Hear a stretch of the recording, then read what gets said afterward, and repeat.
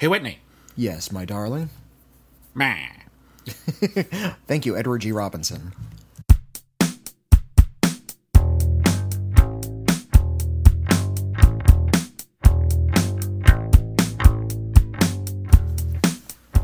Greetings, friends. Welcome back to Critically Acclaimed, the movie podcast where highbrow and lowbrow collide. Oh no, there was an explosion. Thanks for mixing that in after the fact. And it wasn't awkward while we were recording at all. Never awkward. My name is Witney Seibold. I am a film critic for the entire internet, and I do podcasts and radio appearances and bar mitzvahs and bikini shoots, if you'll have me. And I don't have a cool nickname, but I'm the co-host of this podcast. And who are you? My name is William Bibbiani. I am also a film critic for the internet. Everybody calls me Bibbs, and it is a pleasure. It is a pleasure to be back with another episode of Critically Acclaimed, the podcast where... we covered that part. We did it already.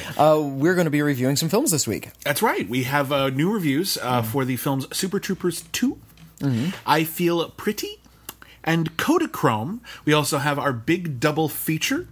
We're going to answer a couple of letters, and we also sadly have to talk about some legends in the industry who have passed on. That's true.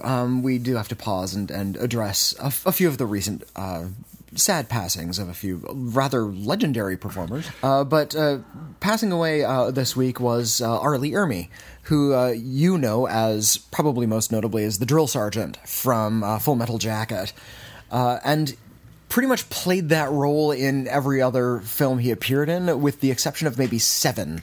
There were a few. R. Lee Ermey was originally, he was a Marine, and in fact, it's my understanding that Stanley Kubrick went to R. Lee Ermey in order to make sure Full Metal Jacket was accurate. And R. Lee Ermey, the legend goes, made a video of himself yelling improvised insults and profanity at the camera while someone shot tennis balls at him, and he never flinched. I heard that it was he was being hosed down. Either way. Yeah. It's one of those things where it doesn't quite matter what the details are. What matters is he did it, and it was awesome. And Stanley Kubrick hired him, and he is one of only like 2 actors Kubrick ever allowed to ad-lib. Because he knew what he was doing. You couldn't tell R. Lee Ermey how to yell at a guy. Well, and he's terrifying. He's a scary man. Like, I was never a member of the military, and I think R. Lee Ermey was maybe a reason why. Yeah. I saw Full Metal Jacket when I was in high school, and that really, really frightened me just out of any kind of military service. Well, and that was specifically, that film was specifically about Vietnam and the way that drill sergeants are allowed to treat... dehumanize. Well, to break someone down and make them part of a unit is part of the job, but the way he's allowed to treat the soldiers under his command rule, he's very tyrannical in that movie. It's my understanding that's not a way you're supposed to do that. But when I would watch Full Metal Jacket with my dad, and my dad was in the Marines in the 1960s, he would be like, "Yeah, they toned it down a bit." Wow, okay. Like he was actually like, "Yeah, I've seen that. That's bad." R. Lee Ermey was typecast, but the thing is that he found a niche. We needed that tough military guy role in a lot of different movies, and he would pop up in just little roles and everything. My favorite example of this is in X-Men: The Last Stand. Oh, where he plays the R. Lee Ermey role in that, like in one scene and just in voiceover, camera. right? Yeah. They just had a montage of like a bunch of military guys like suiting up and getting plastic weapons, and they realized it was just kind of sitting there flat, I guess. So they brought in R. Lee Ermey just to yell off camera, "Get your plastic weapons!" And it's just it really livens up the scene, but it's so distracting because we know what R. Lee Ermey looks like, and we also know that R. Lee Ermey is one of those actors who will be in anything. He will show up for a one-scene cameo in Steel Justice, a TV pilot about a cop whose dead son possesses a toy robot dinosaur, and the cop is able to turn it into a giant fire-breathing robot dinosaur using wizard powers. Yeah, this is a live-action primetime pilot. And we talked about this on Cancel Too Soon, our other podcast. It's one of the most bizarre TV pilots that has ever been conceived, let alone shot. And R. Lee Ermey shows up in one scene as a guy who doesn't have the right paperwork. He's like, "I don't know, you have the right paperwork for this." And I'm like, "You got R. Lee Ermey for that?" Well, because he wasn't an actor. His Hollywood career was kind of an accident. And it was great because he did spend most of his career kind of either paying up, like just redoing that image, or kind of goofing on that image. In Peter Jackson's The Frighteners, for instance, he plays essentially the same role, but he's a ghost who can shapeshift. Yeah, he can, like, his arms can turn into guns. And at some point he just sort of grows guns and shoots into the air for no good reason. But he did have a little bit of soulfulness. I mentioned Seven already, where he played kind of the mellow, beaten down by life captain, yeah. I almost said sergeant. Yeah, police captain who was in charge of the investigation. And and that was good casting for him, because you know how vital Arlie Ermey is, and when he's weary, it extra sells. Yeah. It's really, really good. He has that really great line where he's sitting there talking with Brad Pitt and Morgan Freeman, and a phone next to him. He's not at his desk. And a phone next to him rings, and he just picks it up and doesn't even say hello. He just says, "This isn't even my damn desk," and he hangs up again. But he had some other good roles. He had a small but a very well acted role in Dead Man Walking. Yeah, I was going to mention that. He was the judge in Murder in the First, which is I haven't seen that. That is a largely forgotten legal thriller about a guy who was abused at Alcatraz, and Christian Slater plays Kevin Bacon's young hotshot lawyer. Arlie Ermey plays the judge. I think Gary Oldman is the guy who's like the warden of Alcatraz, who's abusive and horrible. Yeah. It's a fantastic cast. It's a very good movie. It's maybe Kevin Bacon's best performance. It's a really, really good. People do not talk about it enough. The performance I think about a lot when I think about Arlie Ermey. Please don't say the remake of Willard. Oh no! Although it is the remake of Texas Chainsaw Massacre. Oh, well, there you go. Which for a long time I had huge problems with, and I still don't think it's nearly as good as the original. But as I revisited the remake of Texas Chainsaw Massacre, I do have to admit there are things it does right. It creates a very, very toxic, thick, soupy atmosphere of dread. Yeah. And a big part of that is Arlie Ermey as this corrupt cannibal cop. And by making him the cop, you create this whole, like, you can't say no to him. Like, you can't. What am I supposed to do? He's the law. And he's so intimidating and so scary. And there's this huge section at the beginning of it where he's not actually doing anything yet, but you know you're watching the Texas Chainsaw Massacre. You know that's Arlie Ermey, and you know that this isn't going to end well. Yeah. But he and I think it was Marcus Nispel who directed that one, and they let that scene play out really long. And Arlie Ermey is up to the challenge of just letting that play out long and letting you just sit in that suspense, just like, oh god, when's it just gonna fucking happen? And you almost want them to get it over with and do something terrible, but you feel terrible for thinking it. It's a really, really solid performance in a movie that I increasingly like. Okay. Maybe not love, but like. But it's been a while since I've watched it. I was kind of grossed out by how slick it was the first time I saw it. Yeah, because it's so pretty. Like, the lighting is gorgeous. Like, the ugly violence shouldn't look that nice. It felt really like a bad aesthetic decision. And it was Daniel Pearl, like the same DP as the original, right? Like, that's the thing that was weird. But, now he's gained a lot more experience than doing that guerrilla style so many years ago. They made a choice, and clearly he was capable of doing different things, and he wanted to mix it up a bit, and I think it's an interesting film. And Arlie Ermey he's another one of those character actors, we talked about it before here and on other podcasts, where I don't know if we're going to get another one of him. Like, we're not going to have Arlie Ermey roles like the way we used to. We just don't have them. We're going to have talented actors. Like, I could see somebody like an intense actor, like, say, Liev Schreiber, really try to, like, crack out a role very similar to Arlie Ermey. Oh yeah, there are people who could play an Arlie Ermey role, but we won't have another guy who will always pop up in that role. Right. And that's something we lose when we lose our greatest character actors, I think. And I think people stop writing roles specifically for that type of person. Yeah, we mentioned J.T. Walsh a lot in regards to this. When John Polito died, there's no more John Polito roles, unfortunately. Yeah, if anyone else takes them, they're no longer a John Polito role. Yeah. That's it. It's a different thing. So Arlie Ermey will very much be missed. And very sadly as well, we lost Verne Troyer. This week. He dead at 49. Far too early. A really cool guy. Near as I can tell. He was like a metalhead guy. He had a huge skull tattoo on his shoulder. He came into fame playing the strangely iconic role of Mini-Me and Austin Powers in The Spy Who Shagged Me. Yeah, which was just such an absurd concept that there was going to be a miniature clone of Mike Myers as Dr. Evil that honestly, like, the part is inherently funny. Yeah. And I don't actually like The Spy Who Shagged Me very much. It's one of those comedies that it overdoes it with the gross. Well, I think the problem with that movie for me is it recycles a lot of the good jokes from the original. So that it's like Airplane 2, they're just not as funny the second time. And their solution to that is to make them grosser. But of the whenever like Austin Powers 2 or Austin Powers 3 added something new, it was usually pretty funny.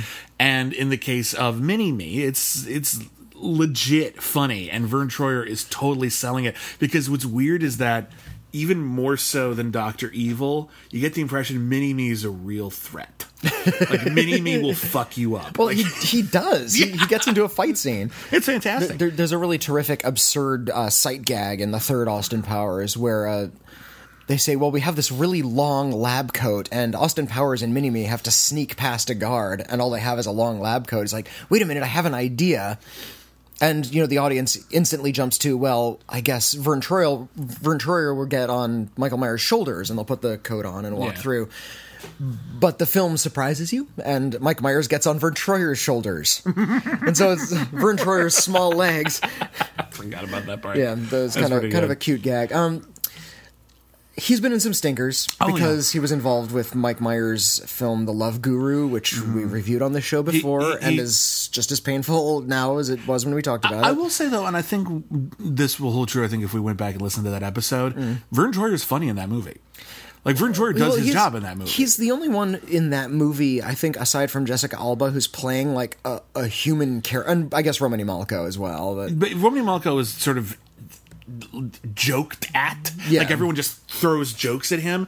Verne Troyer and Jessica Alba feel like they're in a real movie. Yeah, like they're playing actual parts. Yeah, like Romany, he's like the straight person. Yeah, who everyone just jokes around with. Verne Troyer gets to be annoyed by the Love Guru and actually dish it out as much as he takes it. Jessica Alba, she's underused in that movie, I think, in a lot of ways. I think they kind of just take her character for granted, but she does give her some like personality. Yeah, and I like Jessica Alba fine as a performer. But yeah, Verne Troyer as that coach in The Love Guru, he's got real presence. My favorite Verne Troyer performance is actually in the short-lived Bruce Campbell series Jack of All Trades, when he played Napoleon Bonaparte, which is weird. And by the way, Napoleon Bonaparte was not a short man.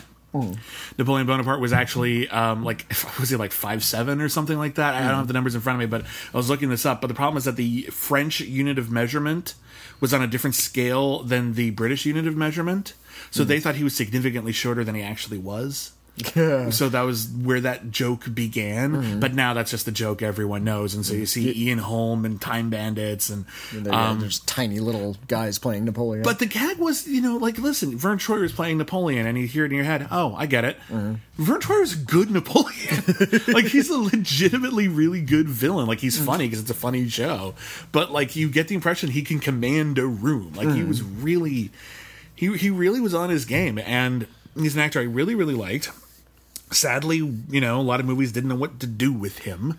And it sucks that we lost him. That bums me out. He had a cameo in Fear and Loathing in Las Vegas. He did. He worked with Terry Gilliam. Yes, he did. He played a waiter, I think, in like one of the early opening scenes, right? No, he was like a high roller. There was a bit where where Raoul Duke was just staggering, on whatever he was on in that movie through a casino, and everyone has a cameo in that movie. Yeah, he bumped into a guy, and he looked down, and there's Verne Troyer, and he's like carrying this huge wad of money, and he's dressed like a sheik, and all he says is "Excuse me," and he walks on past. Like, wait a minute, who's that guy? I don't even remember that at this point. Like, well, I mean, that movie's unwatchable. I love it. I love it too, but it's unwatchable. It's like a drug trip. It's really like efficiently like a drug trip. So like, it's okay if you don't remember. Wait, Christina Ricci was in that? Yeah, it's kind of a big scene, but like a lot of people I don't even remember that point. I was like, yeah, you were coming down. That's the problem. You were really trying to fade out. It was insane. Remember when Penn Jillette was in there? No, I don't. Actually, Penn Jillette is also in that movie. Yeah, that movie's nuts. And so is Christopher Maloney. Christopher Maloney. No memory. He plays the guy who abuses the cop in the hotel lobby, the concierge. Oh, that was Christopher Maloney. That was Christopher Maloney. Yeah. I didn't know who Christopher Maloney was when I first saw that. Okay. And I don't think I ever made that connection until just now. That's really funny. Because I still think Christopher Maloney is this real tough guy. I keep forgetting that he came from like a really broad humor background. Like Wet Hot American Summer was obviously a thing, but I thought that was like his weird performance. I forget that he was kind of his wheelhouse. Yeah, I forget that's what he's good at. Like he's so damn funny, and they came together. Yeah, which is really underrated. Like one of the best comedies of the decade, and no one talks about it. That movie is hilarious. But Verne Troyer will be missed. Verne Troyer, you will definitely be missed. Arlie Ermey, you will be missed. We lost two, I think, of the most iconic and instantly recognizable character actors of their generation. Yeah, that sucks. Rest in peace, guys. Rest in peace. You guys, you both had a good run. Absolutely. We have to make a transition now. There's no easy way to do it. I'm bummed. Let's talk about some comedies, because that's what came out this week. The two comedies and a dramedy. Well, I didn't see that one. Okay. But let's talk about... We both saw Super Troopers 2. Okay. You saw the other two. I had a busy weekend. I'm sorry about that. But we saw Super Troopers 2. Super Troopers 2 is the latest film from the Broken Lizard comedy group. They are best known for doing Super Troopers 1. But they also did Club Dead, which has... Club Dread, my apologies. Which has some fans. There's a couple of jokes I like in it, but I'm not actually that fond of that one. I think Beer Fest is a lot funnier. And they also did The Slammin' Salmon. That was their last film about rival waiters. And I think that was 2011 that came out. It was a while back. Yeah, it's been a while, and they're funny guys. Yeah. They are really running with... Now, they're loved by, like, college stoners, and this is the reason why Super Troopers 2 was released on 420. Yuck, yuck. Oh my god, I just got that. The characters aren't stoners in their movies. Their characters are drinkers, they've done some drugs, but they're not when you think Cheech and Chong types. Yeah, when you think of stoners in movies, like you think of The Big Lebowski, or you think of Cheech and Chong, people who are stoned in every scene, and you can't imagine them without a joint. Yeah, like... These are stoner comedies, but they're not about stoners. They're stoner comedies because there's this certain easygoing nature to their humor. And what's interesting is when you watch a Broken Lizard film, and I mean any of them, the jokes range from kind of absurdly well thought out set pieces to you get the impression that you watch like a Judd Apatow movie, and when people make something up, they're just riffing, and they're just using like 8 different takes. You get the impression that these guys were just talking and happened to say something funny, and they left it in. Yeah. Like, that's the kind of thing. And it's that affable nature that I think is a lot of their appeal. You want to hang out with these guys. Their films, however funny they may be, and they're all overall moderately funny. Some more than others. The first Super Troopers, Beer Fest, and Slammin' Salmon do have some just like kill ya moments of hilarity, but for the most part, they're really shabby. They're not very well made. They're not tightly. Yeah, they're not tightly plotted. They're not. And Jay Chandrasekhar tends to direct. Yeah. I think Kevin Heffernan did Slammin' Salmon. And I'll say this for Jay Chandrasekhar, he's an okay director. Like I don't think he has much of like a style per se. But, like, when he's done, like, a couple of mainstream things. He did the Dukes of Hazzard movie, which isn't very good, but it's well-directed enough. Like, that's not the issue here. A lot of good... There are comedic directors who have very distinctive style. Someone like Barry Sonnenfeld, for example. There you go. But then there's a lot of comedic directors who just get out of the way. They know how to construct the joke. They know how to edit it together. They make it funny. Jay Chandrasekhar mostly gets out of the way. And that's fine. That's all his movies really are requiring. That's all they really need. And that's all he does. Well, and he wrote it with his 4 other colleagues, and he's also starring in it with his 4 other colleagues in Broken Lizard. So, even though he's credited as director, it's mostly all of them making the movie. I don't know how that's divided I don't know what the but, power dynamic is there, but it seems to me like it's all of them at once, kind of. Well, it's like Monty Python. Terry Jones and or Terry Gilliam would direct, but they were all putting together the material, right? So Super Troopers 1, if in case you missed it or it's a hazy memory because you were smoking weed, Super Troopers 1 was about a group of Vermont highway patrols. Yeah, about Vermont highway patrolmen, and their town was so sleepy and boring that they would pull people over for no reason, and they wouldn't harass them per se. They would just do improv routines. They just do weird things in front of them just to keep their minds occupied. And it was never anything too spiteful. In fact, there's one where they're actually mad because they do have to arrest them because they had like something, some contraband in the backseat. Like, we were just going to do a bit. Damn it, we have to do a job. And they like dare each other to see how many times they can say the word meow without being noticed. Without being noticed or breaking. Which is a weird joke, and it is so funny. Hilarious. It's really funny. The opening scene where they harass the kids who are clearly like high on, I think they're like super high on whatever drugs they were eating. They just ate like a bunch of shrooms or something like and that. they know that they know they're going to arrest those kids, and they know those kids are high, so they just kind of mess with them for a while, and it's probably one of the funniest things they've done. They walk up to the car, they talk to the kids, they leave, they walk up back to the car, do the same thing again. They get in the car and they drive back and forth up and down the highway, and the kids are freaking out. They don't know what to make of that. So, Super Troopers 1... do you know how fast you were going? 65? 63. Isn't the speed limit 65? Yeah, it is.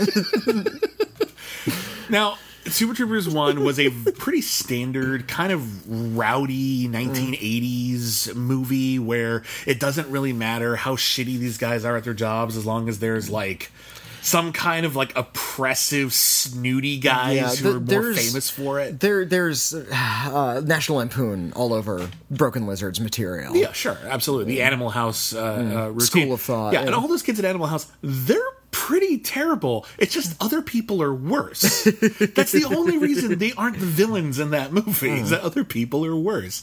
And that's the gag. So there are these other like official like cops in the town, and they're just complete jerks, and so you root for the Super Troopers, even though they're kind of abusing their power and they're kind of shitty. At the end of it, they manage to save the day. Great. Almost by chance, but they're capable enough. They when push comes to shove, they do their jobs, and fine. And they get away with it, and it's a cute little movie with some really great bits in it. Super Troopers 2 came out like 17 years later or something like that. Something it's really a long time.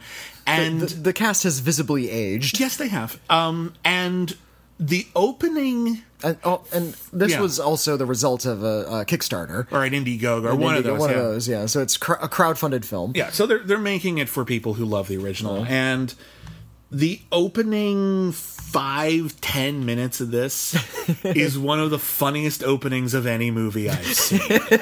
Period. Because it catches you off guard. I'm not going to ruin what happens. What I will say is this. It opens like you would imagine a Super Troopers movie would open, with a routine highway stop, and then something completely unexpected happens. And then something even more unexpected happens. And then they reveal what's happened in the last 17 years, and it is not what you expected.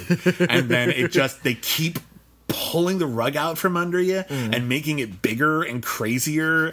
And I loved every minute of it. Like, every minute of this opening was comedy gold. It was great. And there was no way they could sustain that for a whole movie. So they just shoot it all out right at the beginning, and then the rest of the movie is not as good. Well, it falls into that sort of...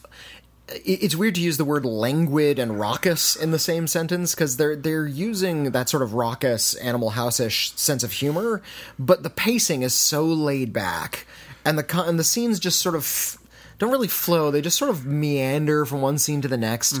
They forget about the plot for big, long swaths of the movie. In fact, they even flat out say, we're not going to do any of our funny traffic stops. Yeah. And they don't for like the first half of the movie. So what happens is, the basic plot is this. All of the Super Troopers, due to a mysterious incident, which is not revealed until much later, having to do with actor Fred Savage playing himself, they have all lost their jobs. And yeah, they've been working construction. Most of them have been working construction this whole time. They are called to a fishing trip across the border. Into Canada. Into Canada. They're in Vermont. They're on the border of Canada. They're called on a fishing trip into Canada by their old captain, played by Brian Cox, who is one of the great actors, and you would think he would feel like he was really slumming it, and he really seems like he enjoys being in these movies. Brian Cox is a class act, and he will sell whatever role he's in. I've never seen him sleepwalk through a role. No, never. But it's just he's not usually funny. He doesn't. He's not allowed to be funny. He plays heavies a lot. Yeah, he was the original Hannibal Lecter, and I'm sorry, like I love Anthony Hopkins. There's a really good chance that Brian Cox is an even better Hannibal Lecter. Like he's really good at Manhunter. Arguable, but yeah, I think most of the Hannibal Lecters are really good, except for Hannibal Rising, and I don't even blame anyone for that. That was a bad idea from the beginning. But anyway, he's fantastic, and he says, "Oh, I've actually called you up here for a reason, due to a weird, like, clerical oversight. This one chunk of Canada has actually been America this entire time, and we need a police force right away, and everyone else is taken. So you're familiar with the area. You were recently cops. We're just going to make you cops of this section while we do the transition." And so they end up having to... And there's one small Canadian village just over the border, which is going to now be an American village. Yeah, so they have to... They have to take over for the Mounties, who, of course, resent them. They have to...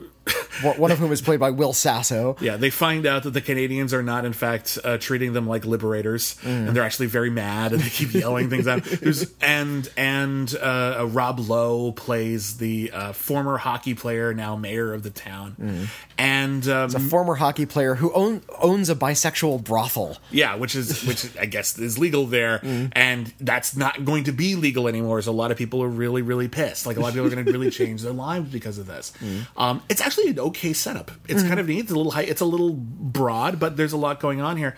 I like initially when they go into Canada, the person who greets them at the border is Bruce McCullough from The Kids in the Hall, and he's got a thick Canadian accent, and he does all the shtick. He says sorry. He is super nice, even though by all rights he doesn't need to be.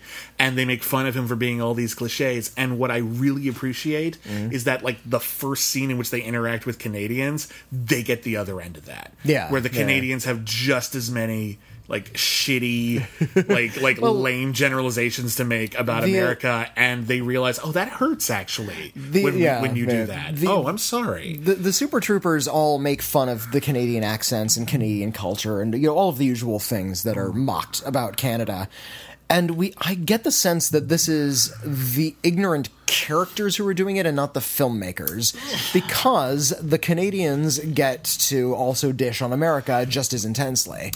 Here's my problem, and the Canadian characters get to be funny in their own right outside of merely being funny Canadians. Here's my problem with this movie, and you were with me. I laughed pretty consistently throughout, and I think a lot of us have thought to ourselves, really, comedy you can forgive a lot as long as it's funny. And Super Troopers 2 tested that for me. Okay. Because even though Broken Lizard is a troupe full of funny comedians who know how to tell a good joke, they don't always know how to tell a joke that you shouldn't feel bad about laughing at.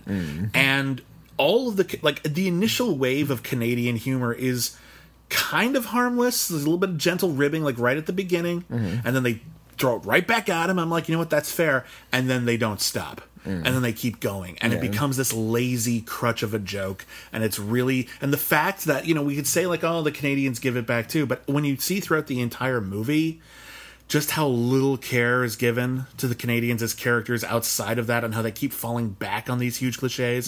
The Americans don't embody every single cliche the Canadians have about America as the Canadians do. And I thought that was actually really lousy of them. And it bothers me because they're so funny, and they're so affable, and they keep falling back on these really cheap shot, shitty jokes. There's a subplot where Thorny, Jay Chandrasekhar's character, gets addicted to these... Essentially estrogen pills.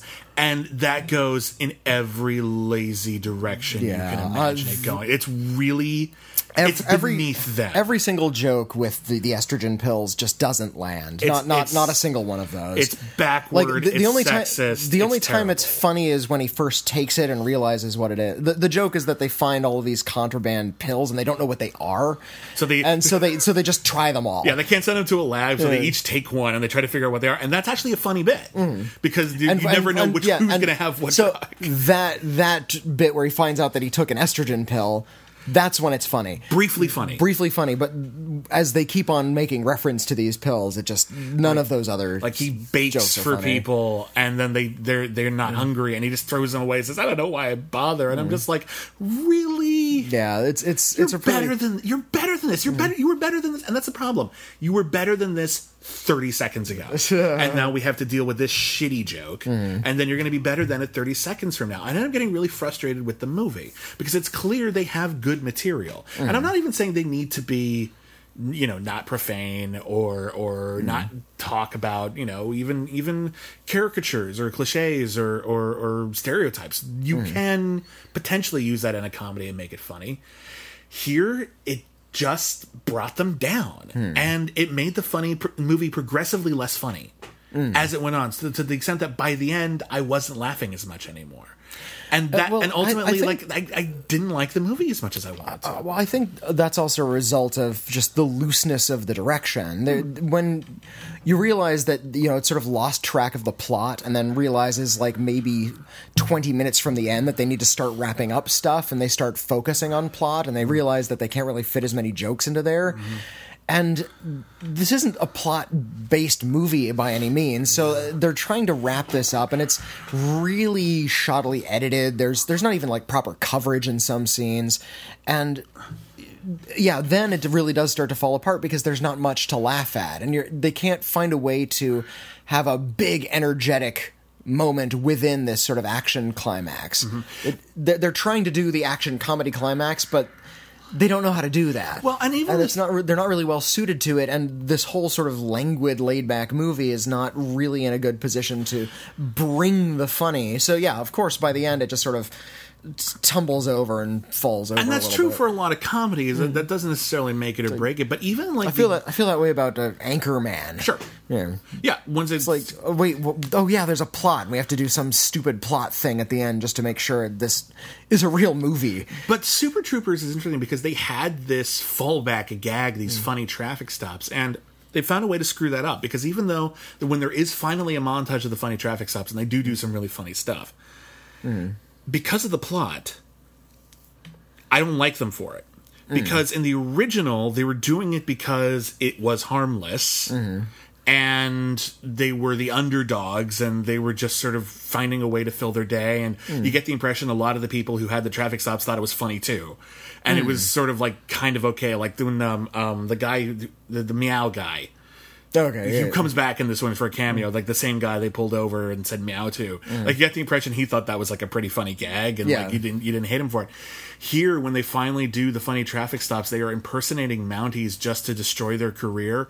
Also, they're not the underdogs; they're the only cops in this town, so they're just abusing their authority. Yeah, and well, I mean, they were horrible people in the first one. They were, they're but equally horrible here. They were, but in the context of the movie, I don't think it's celebrating that. Here's my point: we talked about Animal House and how the characters in Animal House are only the heroes because they're next to even worse people. No, I hate those guys too. But you see my point, though. People like Animal House, and that's the only reason they can get away with it is because they create a construct within the comedy that allows you to get away with it. For example, if Bugs Bunny and all the horrible things he did to Yosemite Sam, if he did those to some innocent person, he would be a monster. But he's doing it to Yosemite Sam, so it's fine. Here, they're not the underdogs anymore, and the joke doesn't work as well. And all you can really think about is the real-world context, the police abusing their power, and it just stops being as funny. A good example of this, there's a character in both films named Rod Farva. Who's the butt of jokes because he's the biggest jerk. He's the biggest jerk. He's the biggest sexist. He's not funny. He's abusive. He's an asshole. Everyone hates him, but they're stuck with him anyway because he works there. And it's one of the things where they look like better guys because they're standing next to Rod Farva. But here's the irony. They still put Rod Farva in the movie, and they're still trying to get laugh lines out of the terrible things Rod Farva does and says to women, for example. And because it's okay, like, oh, but they said, like, oh, Rod, you took it too far and it's not funny anymore. You still thought it was funny enough to put in the movie. And it has this weird effect where it just makes it a little more unsavory than it needs to be. I like these actors. I want to like this movie more than I did, and I did laugh quite a bit. But there was always something around the corner that brought me back up to not liking it. And so I ultimately, I don't like it the way I want to. I'm okay with my comedies starring despicable people. I'm not a big fan of Animal House because they're a little too despicable. But see what I mean? There's a line you can cross. There's a line you can cross.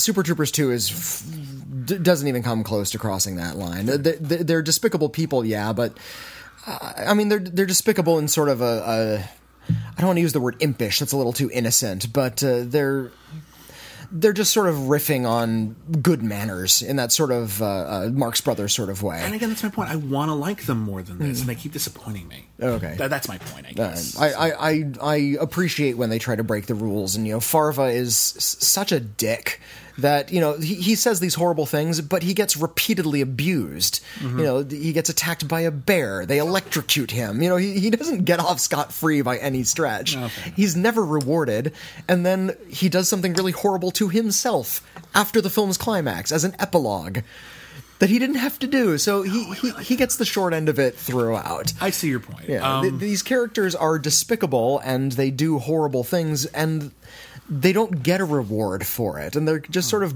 at the end of the day, at best, break even, by kind of balancing out their horrible deeds by maybe getting to complete one case. I see your point. And I think the film is actually very fair in that regard. All right. All right, you liked it more than I do. Yeah. Tell me about I Feel Pretty. Oh, yeah. I Feel Pretty is, it's essentially a spoof of Big. I Feel Pretty is the latest film from Amy Schumer. She plays a woman named Renee who works for a cosmetics company, but she works in a really crappy basement office across town from the main tower in the middle of New York. She aspires to be the cosmetic company's receptionist, but she doesn't feel like she's pretty enough.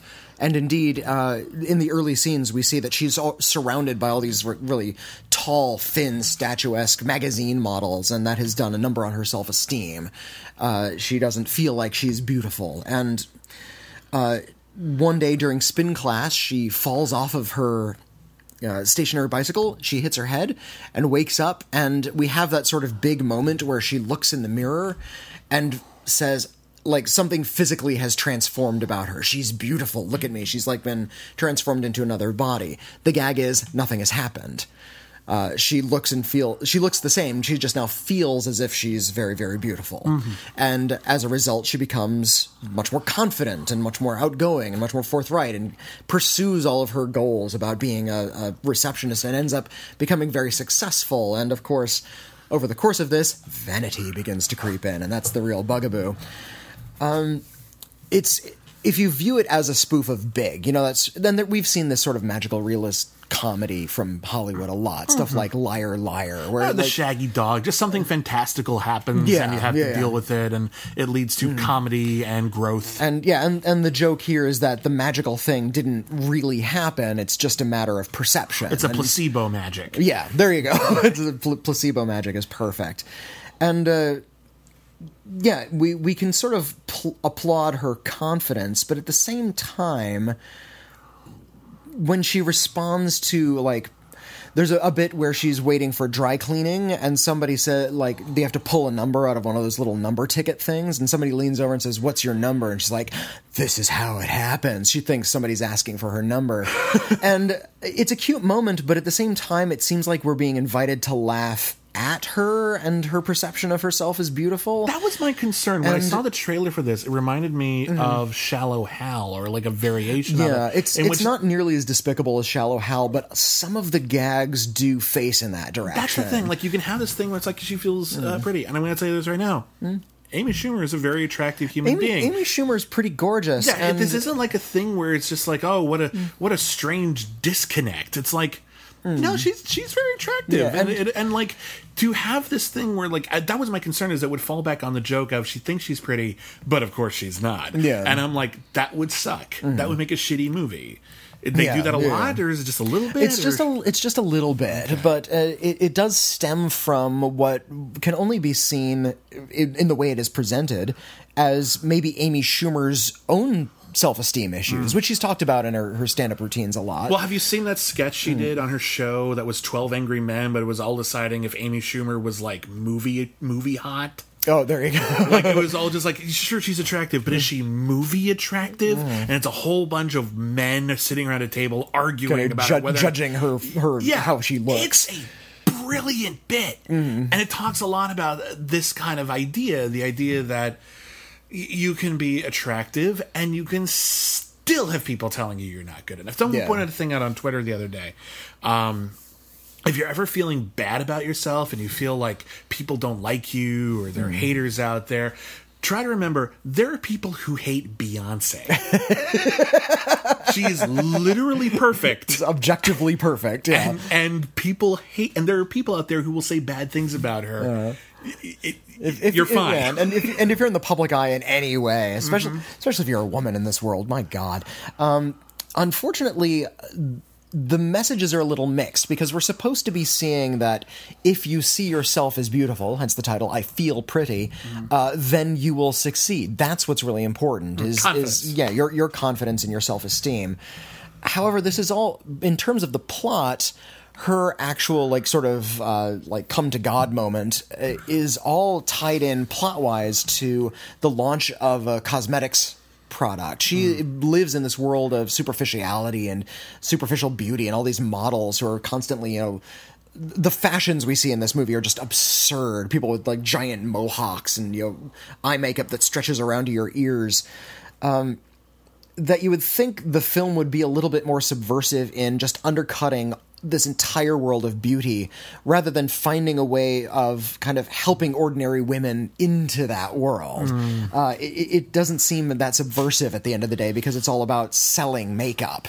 And that's not really savory. That sounds like it undercuts its own message. Yeah, a little bit. And then the one comedic star, at the very least, is Michelle Williams. I've heard really amazing things about her performance. Yeah, she if you think of Tilda Swinton in Trainwreck, she's great in that movie. Yeah, these like magazine editor characters who just blow the rest of the movie out of the water. And Michelle Williams plays the editor of this beauty magazine, and she puts on this like really squeaky Marilyn Monroe type voice, and she like drifts around the room like a sylph, kind of like hiding under tables and leaning against stuff. She's never still. She's just sort of moving around like a wraith, and it's really, really hilarious.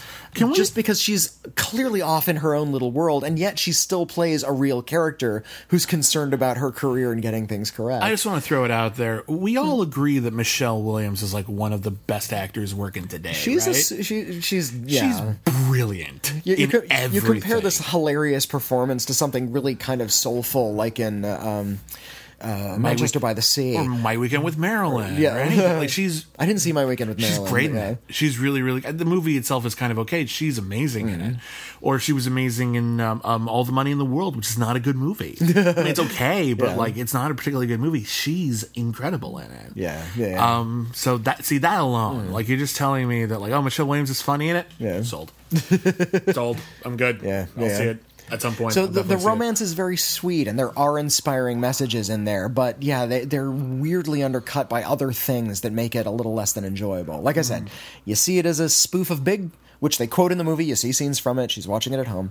Then it does play as this weird sort of subversive undercutting of this genre of films that we were familiar with, but otherwise it doesn't go quite all the way in the spaces where it should. Does Kodachrome? Kodachrome it was released on Netflix, and there's an irony to this. Kodachrome is about... Oh my God, you're right. I just realized. Yeah. Kodachrome is a fictional story, but it's based around a true event. In 2012, when Kodak announced that they were going to stop production of Kodachrome film and move into the digital world, photo stores started closing all over. I mean, photo stores had been closing for a long time, but there was one tiny little photo shop in Kansas it was announced the very last photo shop in the entire country, maybe even in the entire world, that was going to develop film. They're the only ones that had the chemicals necessary to develop film. And people came from all over the world to develop these rolls that they had sitting around.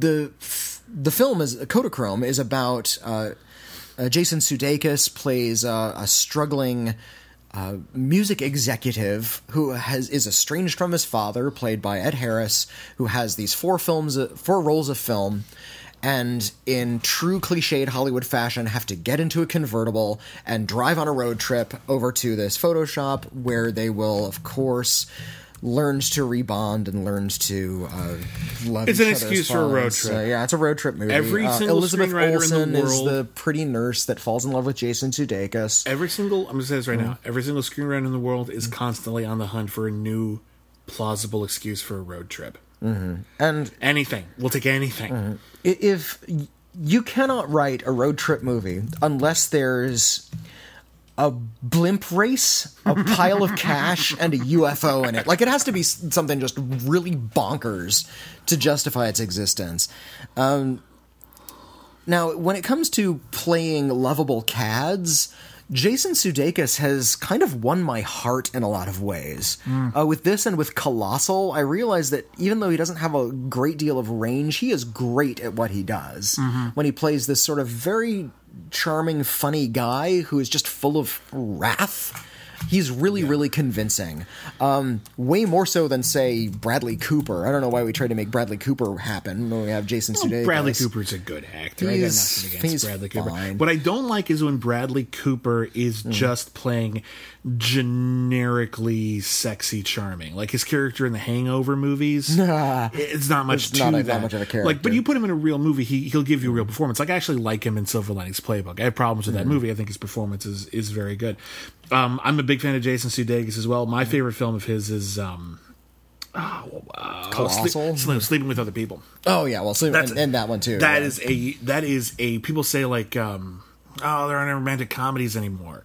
Sleeping with Other People is a great romantic comedy. Came out like 3 years ago, and it is absolutely hilarious. And there's a couple of lines of dialogue in that movie that I consider some of the best lines of dialogue in scripts recently. Like, there's a great the masturbation scene alone is just great really bit. great. Yeah. For me, the bit is you have a scene in Sleeping. This is a movie written and directed by Leslie Headland. There's a scene where the female lead, played by Alison Brie, she's going to go on a date with a nice guy. And think about this as a writer. I want you to think about this as an exercise. Take a pause. You have one line of dialogue to give this guy to show that he's okay, but he's not marriage material. The line of dialogue she chose was, I really like those Rush Hour movies. It's like, it's a brilliant line of dialogue. It tells you everything. Like, he's okay, but I'm not going to marry him. Like, it's a great. He'll do for now. Yeah, like he's. I can date him briefly. And anyway, back to Kodachrome. Sorry. Ed Harris plays this. He also used to be a rock musician, and he was also a rock photographer. So he's this really famous rock photographer. He's dying of cancer, of course he is, and. Ed Harris is really great at that type of role. I think I've seen him play this very same role in other films, and he's a great actor, and he really... The acid they throw at each other is actually genuine, so when they interact, it's actually really good to watch. But the construct is so cliched that it really, really hampers the movie. And when they finally get to this little Photoshop, and I think they actually shot on location... they talk about, like, people who are coming from other countries or people who have been photographing animals, like all of these other way more interesting stories that are real stories too, true stories that were floating around this little Photoshop, that it's kind of a wonder that they decided to explore this phenomenon through such a dunderheadedly cliched construct. It was shot on film, and it's really proud about that fact.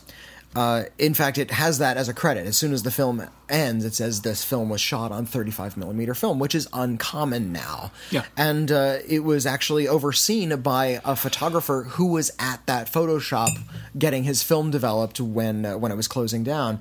So we do have this interesting... And there's a lot of dialogue to the effect of... film is permanent. Film, deals with actual light. We have more photos being taken now than ever before in human history. Film is a physical thing. It's a physical process. It's a chemical. And there's much. It's there's alive. A lot of more romance and a lot of the importance of history and archiving and getting all of this on physical film is a really interesting notion, especially for those of you who are interested in film archiving or film history or just physical film in general. And the grand irony, of course, is that it was released on Netflix and will probably never be seen on film. Now, I do work at a film-only movie theater where it may show eventually.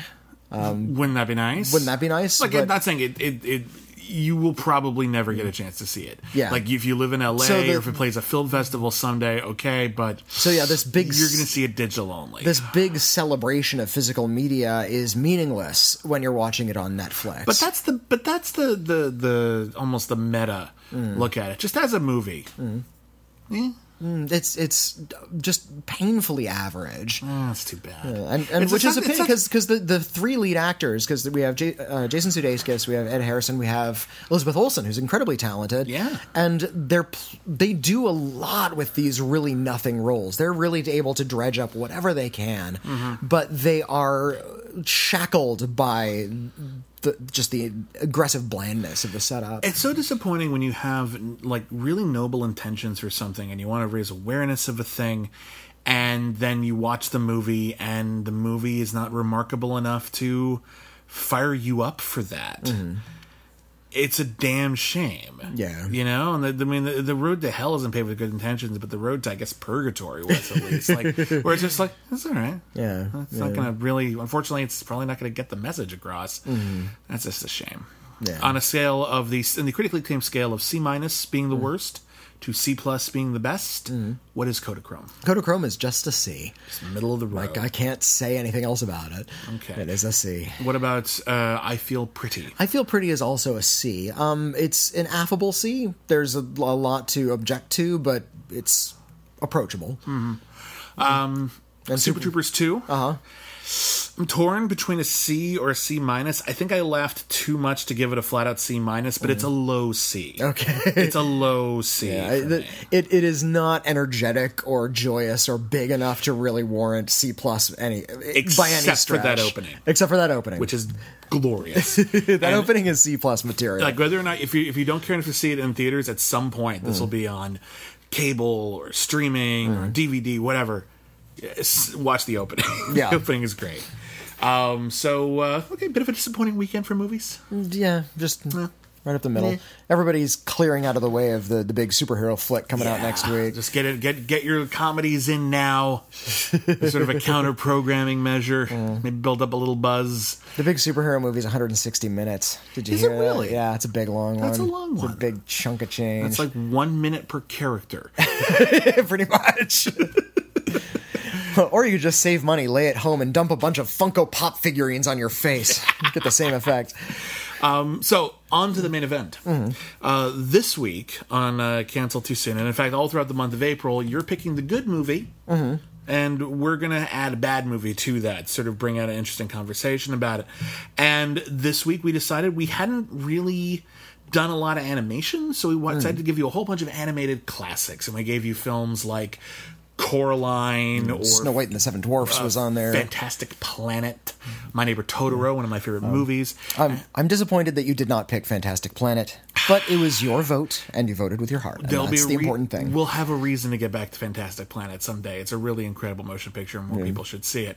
But you also picked an incredible motion picture. Like, all the films we chose are great. And you picked one of the most important anime films to America. Yeah. And I think in Japan, but like to America, anime was this thing that was on TV sometimes. Like we'd see Speed Racer or Astro Boy. Anime was Astro Boy at that point. There were a few anime films that you could find in a video store, but the one anime motion picture that blew critics away, that changed the perception of anime in America to a lot of people, made a whole bunch of new fans of the entire... Created the anime subculture, really. In America. Yeah, in America. Yeah, obviously. This was enormously impactful to America, and I remember being there when it came out. You picked the absolutely incredible sci-fi dystopian everything. Katsuhiro Otomo's Akira. You know it. I hope so, Yeah. but there's a chance you don't. Akira is an adaptation of a very epic manga, and which I have not read. But I do know that they condensed the hell out of it. And I've read various scholarly treatises about the various things that got changed and subplots that got cut completely and explained things and characters who are now villainous, who were heroic in the comics. And it feels like it, because it is a dense film, like in that almost chaotic in that Gilliam way. You get the impression in Akira that it takes place in a dystopian future Japan after a cataclysmic event, which we see at the beginning. It looks like a mushroom cloud. That's no coincidence, obviously. But we find out there's more to it than just a bomb went off. And Tokyo has been rebuilt as Neo-Tokyo. And around the crater. Yeah, and it is not a good society. It is a society run by corrupt politicians, by corrupt military, by science run amok. And the streets are overrun by, like, Clockwork Orange-style motorcycle gangs. Yep. And we get a glimpse. There's not enough real estate in Akira. And Akira is about 2 hours long. It's not a short animated movie. But there's not enough time to get to everything. And what Akira does really brilliantly is pack information into every shot, into every scene.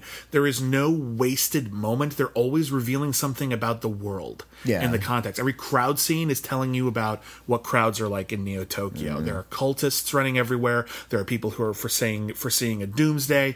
We see the motorcycle gang. We see them kill a bunch of people, and they're really, really horrible. And then we see where they come from. And they come from a school where teachers are beating the crap out of them. Like, this is a ugly society that has built itself up out of tragedy. I think a lot of people like to praise the sort of Blade Runner-like exteriors, these big light up advertised cityscapes, and we got a lot of people put a lot of purchase in the really cool motorcycle driving scenes where just everybody's moving quickly and the bikes are really cool. The aesthetic is, of course, very striking and very exciting.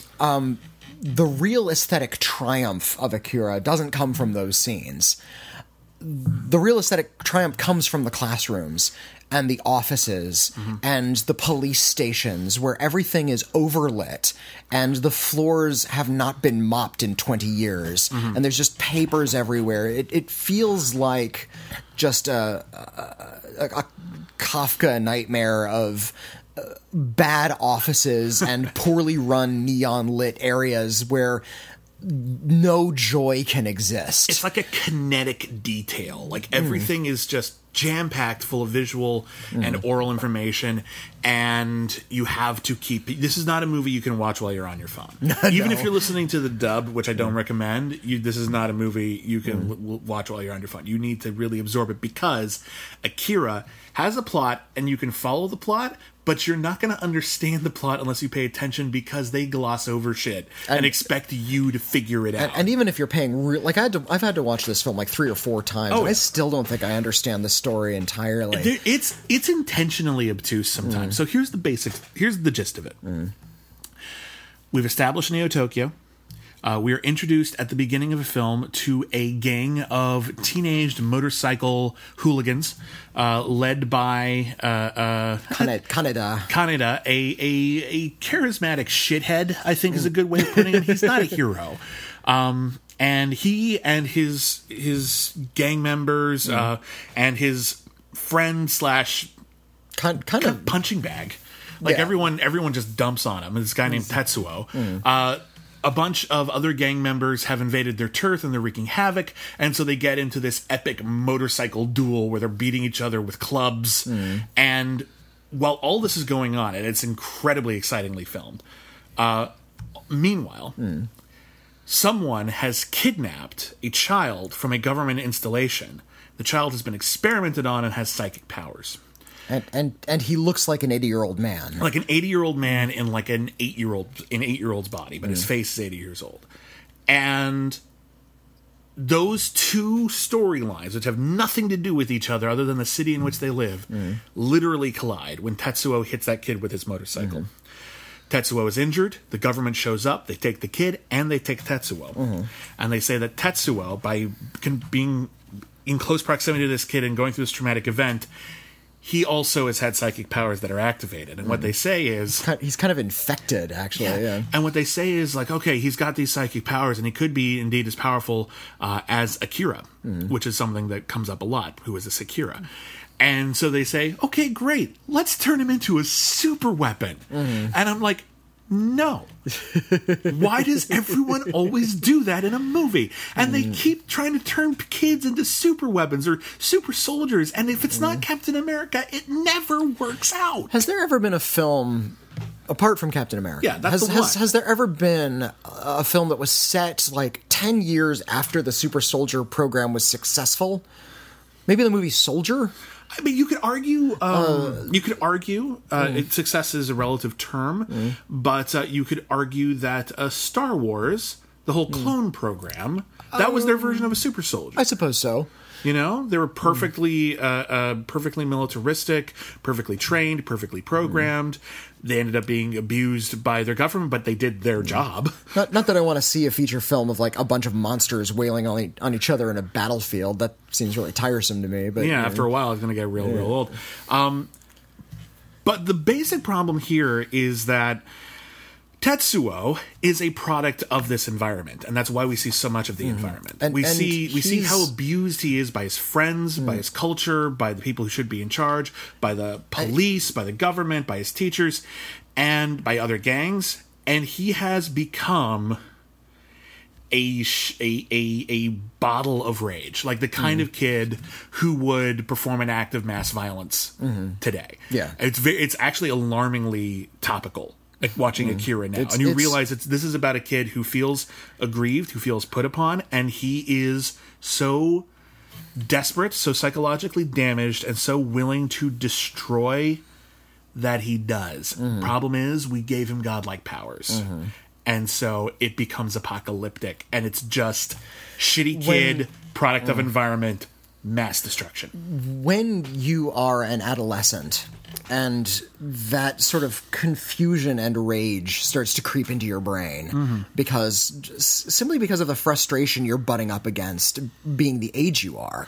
Also hormones. And hormones, those are like washing around in your brain, but you don't know how to process them. You have a little bit of adult information, and that empowers you, and it thinks it gives you agency, but you're 14 and you have no agency, and that's really frustrating. You want to go out and you want to do more adult things, and you want to be able to be a little bit more in control of your life, and it's frustrating because you really are completely dependent still on the adults in your world. And the fact of the matter is that even though you think, I figured it all out, everything is shitty, I didn't realize it was shitty, you feel like a genius. What you don't realize at the time is you don't know anything. Yeah, and you think that information is really kind of revolutionary when really it's like a tiny bit of the bigger picture. Absolutely, and that's the sort of it's I'm trying to think of a greater like psychological tragedy than being ignorant and thinking you're wise. Yeah, and it's something we've all done. That's something everybody goes through, especially teenagers. It's part of growing up. But like when you give that person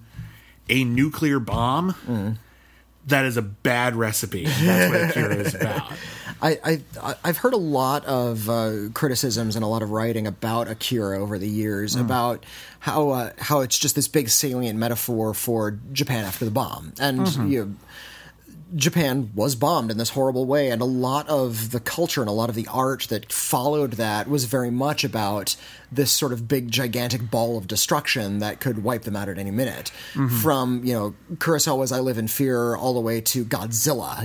These are films that are very much about the effects of the bomb and the way it kind of altered culture and the way people thought about the world in Japan. And if you're looking for a corollary for that, if you're not like from Japan, just look at the cinema that followed in the wake of 9/11. 9/11, yeah. And you realize that not every movie was directly linked to it, but there was this pervasive new attitude about the world, about America. You'll notice that action movies and the way they handled destruction wasn't nearly as like Independence Day wasn't fun anymore. Yeah.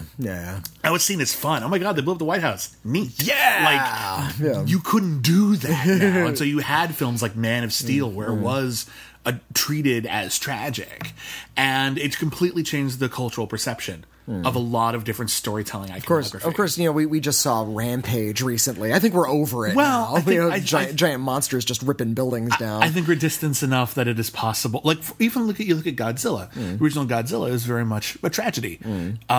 And eventually... The Japanese version. The American version. The American cut's a little different. Well, the American, it's about different things, but like you look at the original Japanese version, it's a salient metaphor. It's a real tragedy. Eventually, it got real goofy. We got a little distance. And thank goodness it did, because those are awesome movies. You got pimp slapping Mecha Godzilla. It's just great. I think it's selling Akira short to stage it as yet another bomb metaphor. But it is, though. It is more than that. I think more than that, and the thing that really got me at this last viewing was how much it really does tap into that adolescent mindset. Yeah. And how much that adolescent rage can feel apocalyptic. And when you're living through it, especially when you're really put upon, when you're picked on, when you're doing your best and you're still picked on, that's the thing that really hurts me about Tetsuo's story.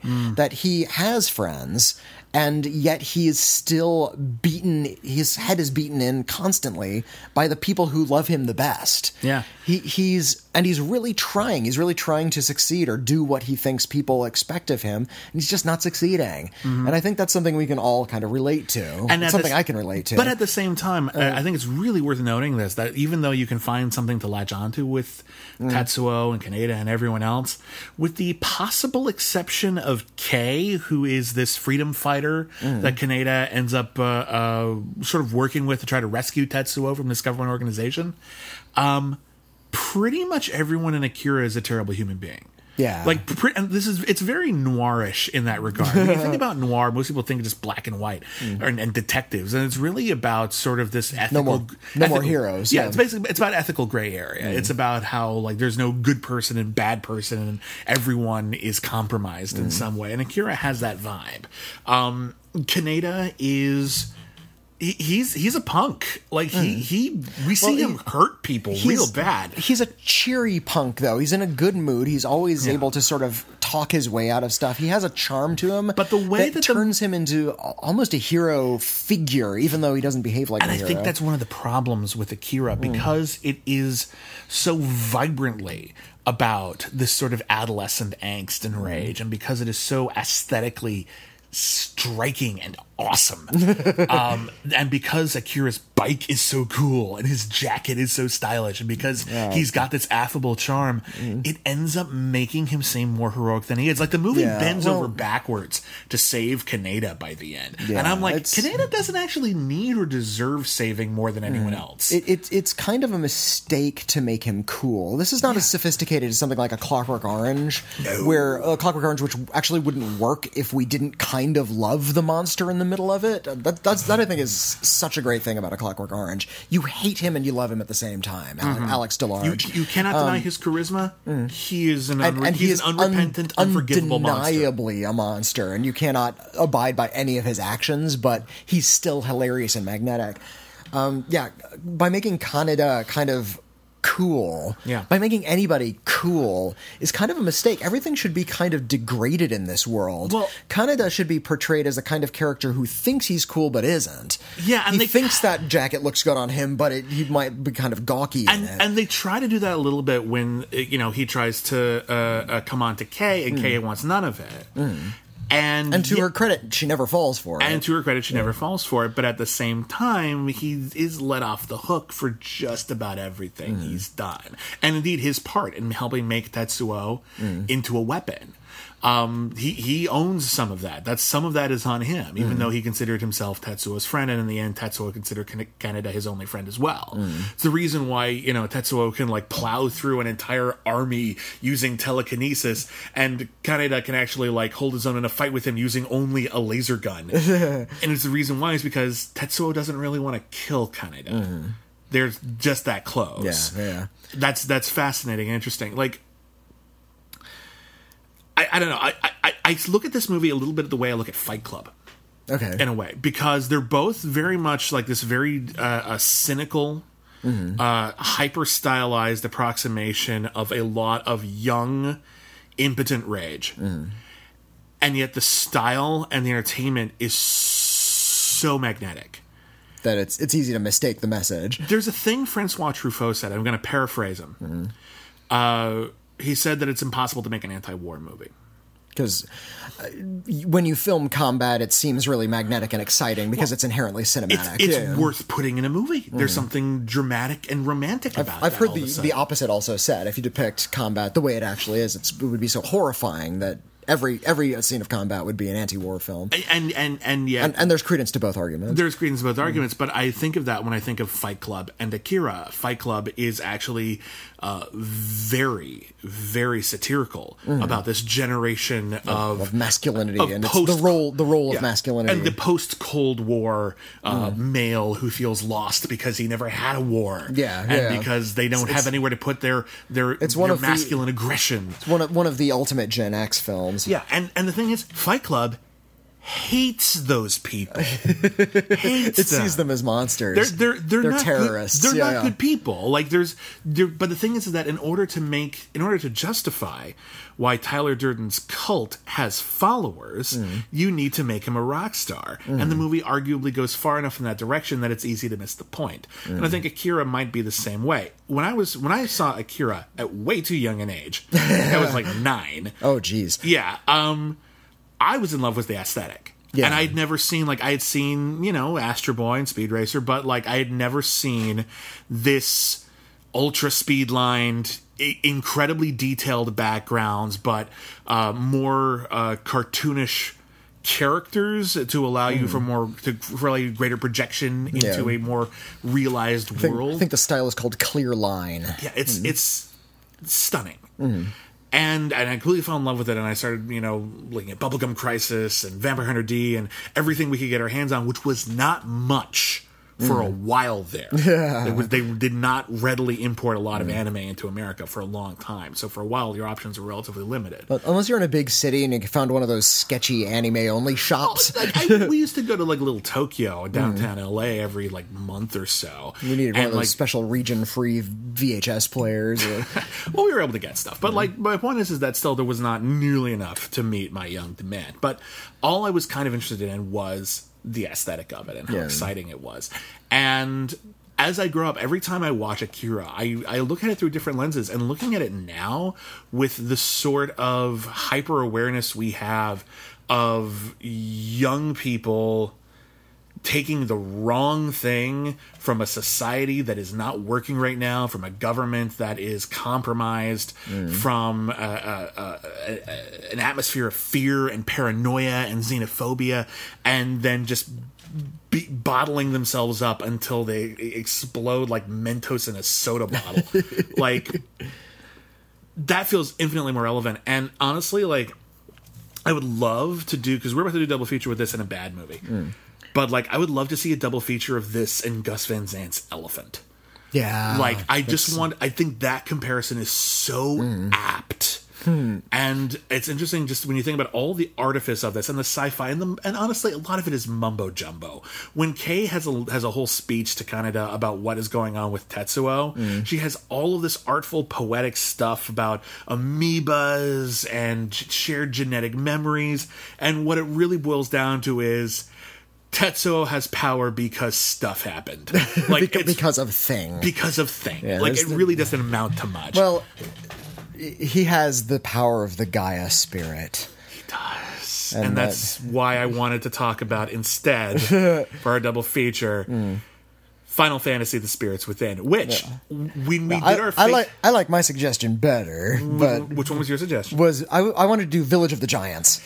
I totally get why you did that. Yeah, which is about it's a really horrible B movie from the 60s with Beau Bridges and Ron Howard when he was a little kid, and some juvenile delinquents in a small American town get irradiated and grow into 50-foot giants. I see 50-foot juvenile delinquents. It's pretty much the same story. I think the reason why I veered away from that is because It's not a good movie. I enjoy watching it too much. 'Cause it's there's a scene where they make chickens giant and a bunch of teens are dancing with chickens in like a dance club. And it's the same theme music as Death Proof. Like, it's really terrible.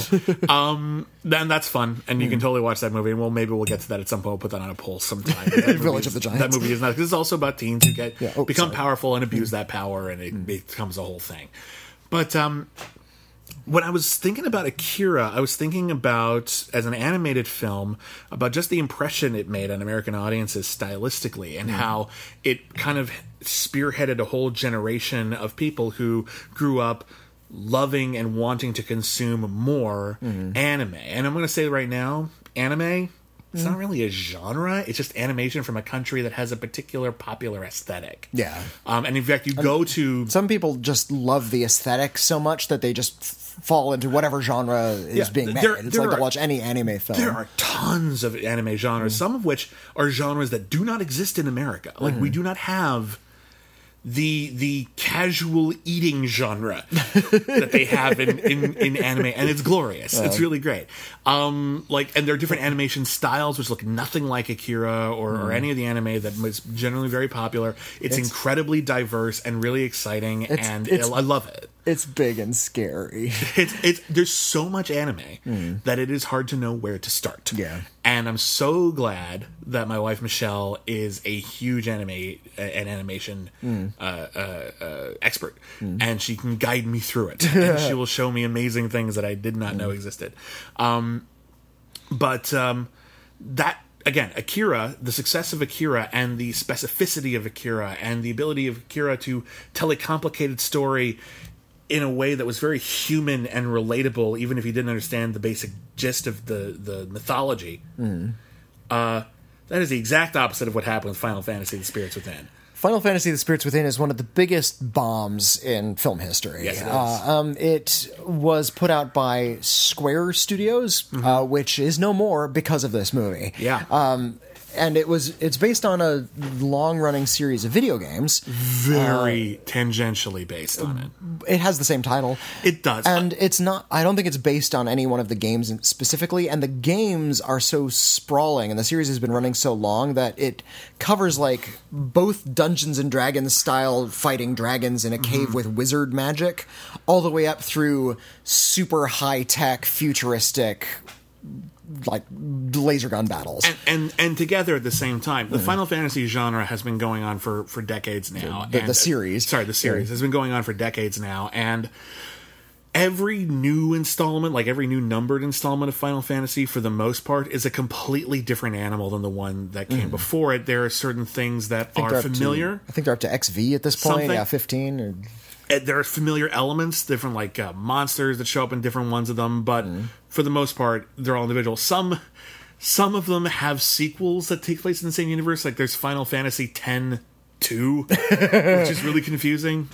But which is different from Final Fantasy 11. And you would think that would give them the freedom to just do Final Fantasy: The Spirits Within and have it be its own thing. The problem is, even though there are different stories in Final Fantasy, and I've only played some of them, like I'm not an expert in it, they have a sort of unifying aesthetic. They have this sort of Dungeons and Dragons steampunk quality. Okay. Final Fantasy: The Spirits Within there's a few novel ideas in it, but it's just another Aliens knockoff.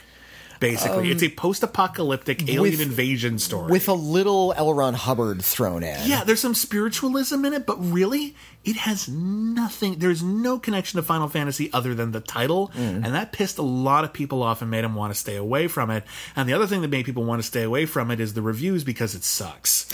It's a boring movie, and the story is not that great, and the animation is a little bit off-putting. This was really, really revolutionary animation at the time, and I don't think there had been a full-length CGI feature film to feature human, non-human characters, just straight up human characters. Well, the idea is that it was supposed to be photorealistic animation, and at the time, It was. It really was. It was the best we had had. You look at it now, and it looks like I've seen video game cutscenes that look better than this. Oh, but yeah, at the yeah. time, this was quite a big deal. This is a video game cutscene from about a decade ago, but this movie came out in the late 90s. So yeah, this is 2001. Oh, 2001. It was in production in the late 90s, but it came out in 2001. It came out in 2001, and it was really, really revolutionary at the time. The story involves a doctor named Dr. Aki Rose, I believe? Ross, and she's played by Ming-Na Wen, and she's been studying... Oh gosh, it's so confusing. She's been studying the spirits that have been infecting the world following some apocalyptic event. Basically, there's been an alien invasion of Earth. Earth has been destroyed. There's only a small amount of people left. And the aliens are basically ghosts. They are ethereal. They're see-through. They're see-through. They cannot be touched.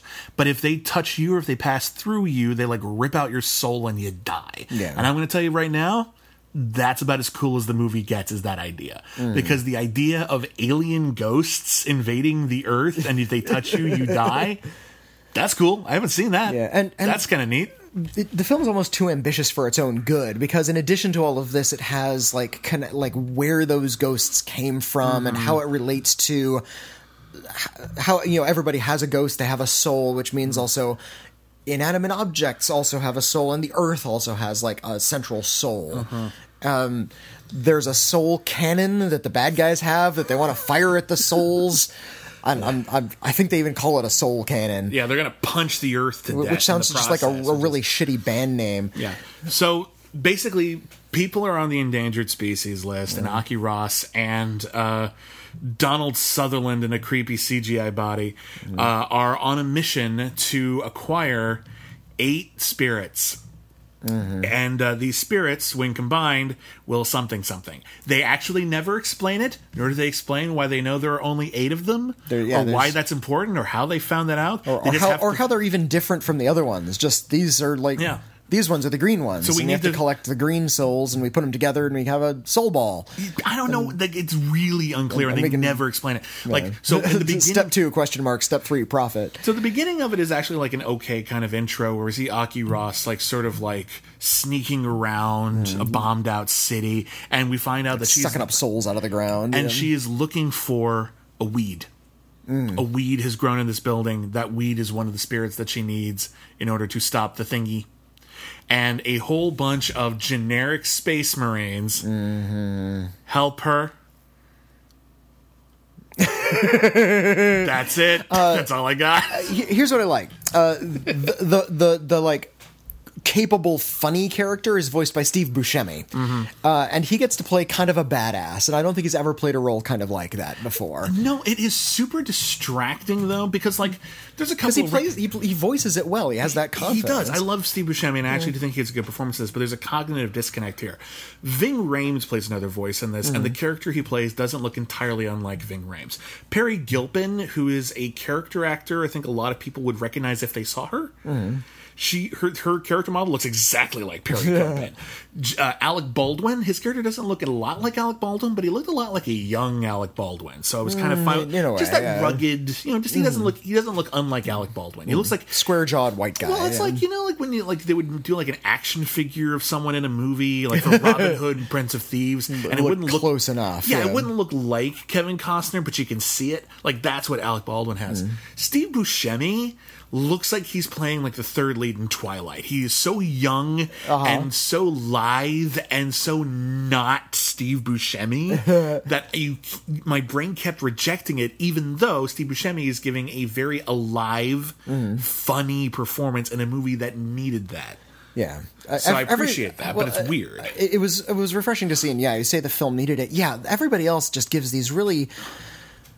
just turgid performances. It's just so slow, it's death. Everybody is so involved in this weird mythology, and they give every line of their dialogue as if it's this big portentous speech that it's just such a drag to watch. Yeah. There's no life, there's no zip. You're supposed to have, this could have been a really exciting film about fighting alien ghosts, or even a profound film about some spiritual infection that has taken over the Earth. What if something happened, some cataclysm happened, that not only was this huge dramatic disaster movie thing, but it also proved that a religion was real, and not even and not the one people already had. Like a fringe one, like a weird one. Like that is what this movie is, and that's exciting, and that's a lot of the stuff Akira plays with, ironically. Like Akira is all about this horrible disaster that's completely changed the world. Cults have built up around it, and it is about the way that people are trying to live in the society, and it's full of these details where you see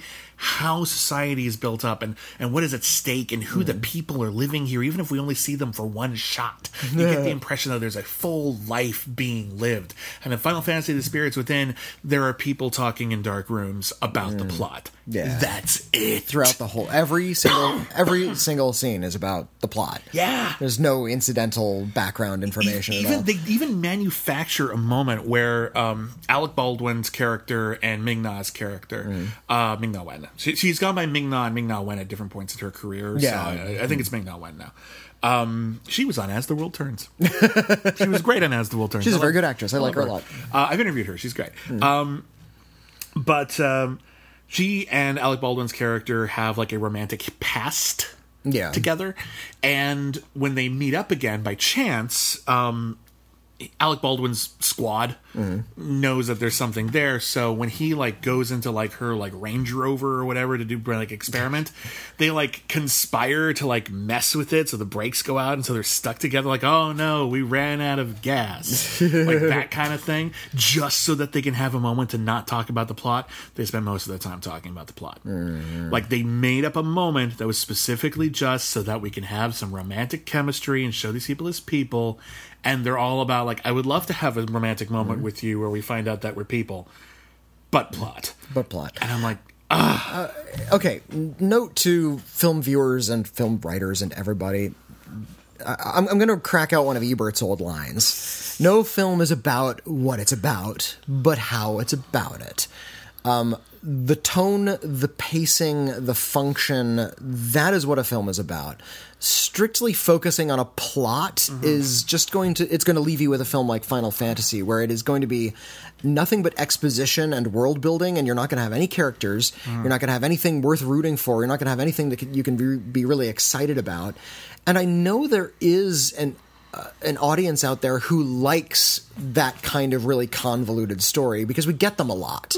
These really kind of convoluted fantasy films, which are more about the complexity of the world and the big dramatic events that happen in it, rather than anything that's actually human. And you know what? There's a way to do that well, and there's a way to do that very poorly. Okay, I can even do it in two films right next to each other. Star Wars The Force Awakens and Rogue One. Star Wars The Force Awakens, whatever complaints you have about it, you understand the characters, they're kind of exciting to watch, you care about their plight. However, they're not necessarily all that rich, they're not necessarily great characters, maybe they are. Some of them are. You can argue that some of them are great, but you understand them, and that's the important thing. Yeah, and there's information to be parceled off, but it's parceled off kind of naturally. They don't stop the movie to tell you shit. And there are moments where the characters do just get to have conversations. Then you go, one film, the next film in the series, Rogue One, has no character moments. The characters are all really boring, and it's all about the mechanics of getting the plot to move forward. And the characters aren't just boring in Rogue One. By the way, I know Rogue One has fans, but and honestly, I don't dislike Rogue One, but I think it has serious problems. And one of the problems, and it's I dislike Rogue One. One of the problems, it's a problem that Final Fantasy Spirits Within has, and Akira doesn't, is that the characters are exclusively serious. Yeah, like you get the one character people like love from Rogue One is K2SO, the robot, because the robot is allowed to have some levity. The comic relief character. And a lot of people get confused with, they're talking about like, oh, the Marvel movies, they're funny. And that means they're not serious. Well, no, it's not. Their dramatic failing isn't that they're funny. The dramatic failing is that a lot of the Marvel movies use humor to undercut the drama. They should be working in tandem. Yeah. Force Awakens works in tandem very nicely. I don't think it's the greatest Star Wars movie, but it's up there. It's like it's very effective. Star Wars, the original Star Wars, has a lot of humor in it. Like, it's very, very funny. There is kind of like a reason we want these characters to be alive. Yeah. I think there's this tendency people think where the characters in a story, especially like some sort of highfalutin story, a fantasy or sci-fi story, we want to make the protagonist like an everyman or an everywoman. And so boring. And honestly, like, what you're talking about is a blank slate. What you're talking about is a lack of specificity. So any audience member can project themselves into that. Right? I don't project myself into movies. I'm going to tell you this right now. I don't. I look at the characters in a movie as someone I want to hang out with or not. That's it. I want to hang out with Luke Skywalker and Han Solo. I don't want to hang out with most of the characters in Rogue One. I don't actually want to hang out with the characters in Akira, but I know what it would be like to go to the same school as them. Yeah. If I met any of the characters in Final Fantasy The Spirits Within, I would assume they are robots, and I am at some sort of trade show, and I don't know how I accidentally got here. It doesn't help that the animation, for however advanced it was at the time, kind of deadens the characters. They have that kind of...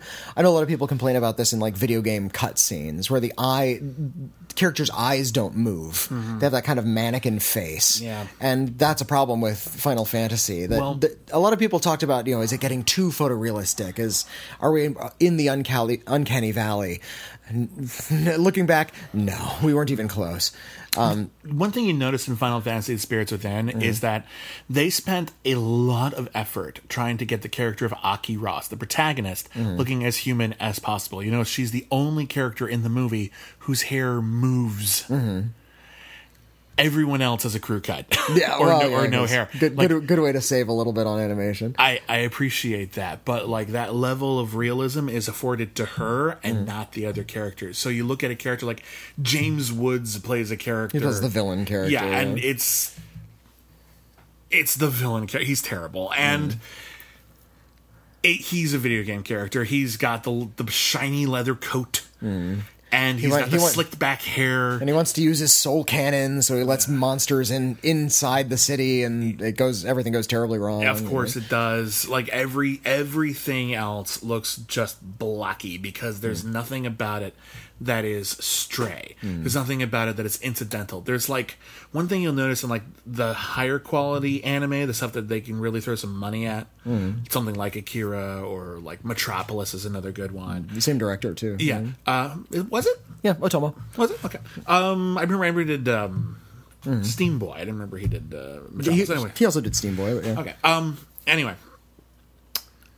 There is unnecessary detail. There are moments which took you a lot of effort to animate that. Story doesn't need that. But it makes it feel real. Even though, of course, it is lines on paper. And that makes all the difference. For all of the interesting visual ideas in it. For all of the, honestly, in a vacuum, kind of fascinating sort of religious mythology that they create for Final Fantasy: The Spirits Within, about how there was a planet that exploded like Krypton, and instead of Superman coming to Earth as a baby, a whole bunch of ghosts just came on Earth. They don't even know they're an invading force. They're just here. That's a neat idea. I've never seen that. That's actually a great idea for something. I have seen that. Have you seen that? Yeah. We talked about it when we talked about Battlefield Earth. That's Scientology. Okay, there are some parallels. Alien ghosts coming to this planet and infecting you. This is Scientology. It's a Scientologist movie because of that. You know what? Fair enough. Yeah. Fair enough. I stand corrected. However, interestingly conceived here, presented here. Visually, the monsters look cool. But this is a great example of how to not do a fantasy movie in a way that you can believe it. It doesn't matter the animation style. What matters is, are you creating a world that feels like people have actually been there? And how do people live in that world? Yeah, and how do people respond emotionally in that world? And we don't get that from Final Fantasy: The Spirits Within. We get that from something like Akira. The reason why Akira struck a chord wasn't just that the animation style was glorious, it's that it was a great story. It's a complicated story, and it can be hard to follow. Yeah. I think it's intentionally hard to follow. I think not everything needs to be spoon-fed. It expects you to pay attention, do some work, and to handle some inferences where, like, we're going to cut from this thing to this thing, you need to be able to put in your head what happened in the middle there, because it all makes sense if you really think about it. Well, I think it's also a film that stresses chaos. Akira really is about just the chaos of this world. Really does stress our inability to keep track of even the most destructive of forces. The bureaucracy has gotten so bad that we're just lost in this morass of happenstance. And that can feel like modern city living. And, that's what modernity is in many ways. Yeah. So I think, the chaotic story is meant to reflect that. If you've ever despaired about where your country is going, doesn't even matter what country it is, Akira feels really relevant. It still is now. And again, I think there's a risk of sort of glorifying elements that I'd like to think Akira is criticizing, but I'm honestly not 100% sure. It's an adolescent movie in a lot of ways. You definitely have something there about how it does glorify Kaneda when it doesn't necessarily need to. It makes a character cool who shouldn't be cool. No, like you can make him the protagonist, that's fine, but they're glorifying him a little bit, and I find that frustrating. So I don't think it's a perfect movie, but there's a reason why it became such a linchpin in popular culture in America. You can tell that people missed the point, again, with Ready Player One. This is the point of everything. And again, I would like to say, I like to stress that we're talking about Akira from an American perspective, because we are Americans, and we were here when Akira struck in America, and I understand that Akira is going to have a different cultural cachet in Japan, or even anywhere else where it played, and we can only look at it from so many perspectives. Akira is a rich and complicated movie that warrants a lot of different perspectives, warrants a lot of different thematic conversations, stylistic conversations, and they're all worthy, and there's a ton that has been written about Akira over the years, and you should look into more of it, because Akira warrants that much analysis. What do you think of that American remake they've been trying to get off the ground for a while? You mean Chronicle? It was okay. Chronicle is pretty good. Chronicle is the American Akira. A lot of people are like, that's as close as we're going to get. How are we going to do it? The problem with Akira is that a lot of it is rather culturally specific, but in terms of its themes of adolescence, that plays into American in terms of anxieties just as well. In terms of young people with really troubled psyches getting too powerful a weapon and letting it go to their head and creating havoc with telekinesis. Yeah, that's Chronicle. It's Chronicle. I like Chronicle. I think Chronicle's a good movie, but it's the American Akira. It's pretty good. So we don't. I think it's neat. We don't need this American Akira they keep threatening us with. We have Chronicle. Yeah. It's fine. So it's called Akira. That's a Japanese name. What are you going to do with that? Just call it Bob, I guess. That would be the thing. That's the thing. Akira is not an uncommon Japanese name. Akira Kurosawa, for God's sake. You've heard the name. It's an odd thing. It would be what most important sci-fi movie in America? Steve. It's called Steve, man. Oh shit. Steve. I don't know. I would see it feels so exotic here, but it isn't. It's kind of it's fascinating. I think I would love to see a dystopian sci-fi epic called Steve, man. It'd be great. Let's comment.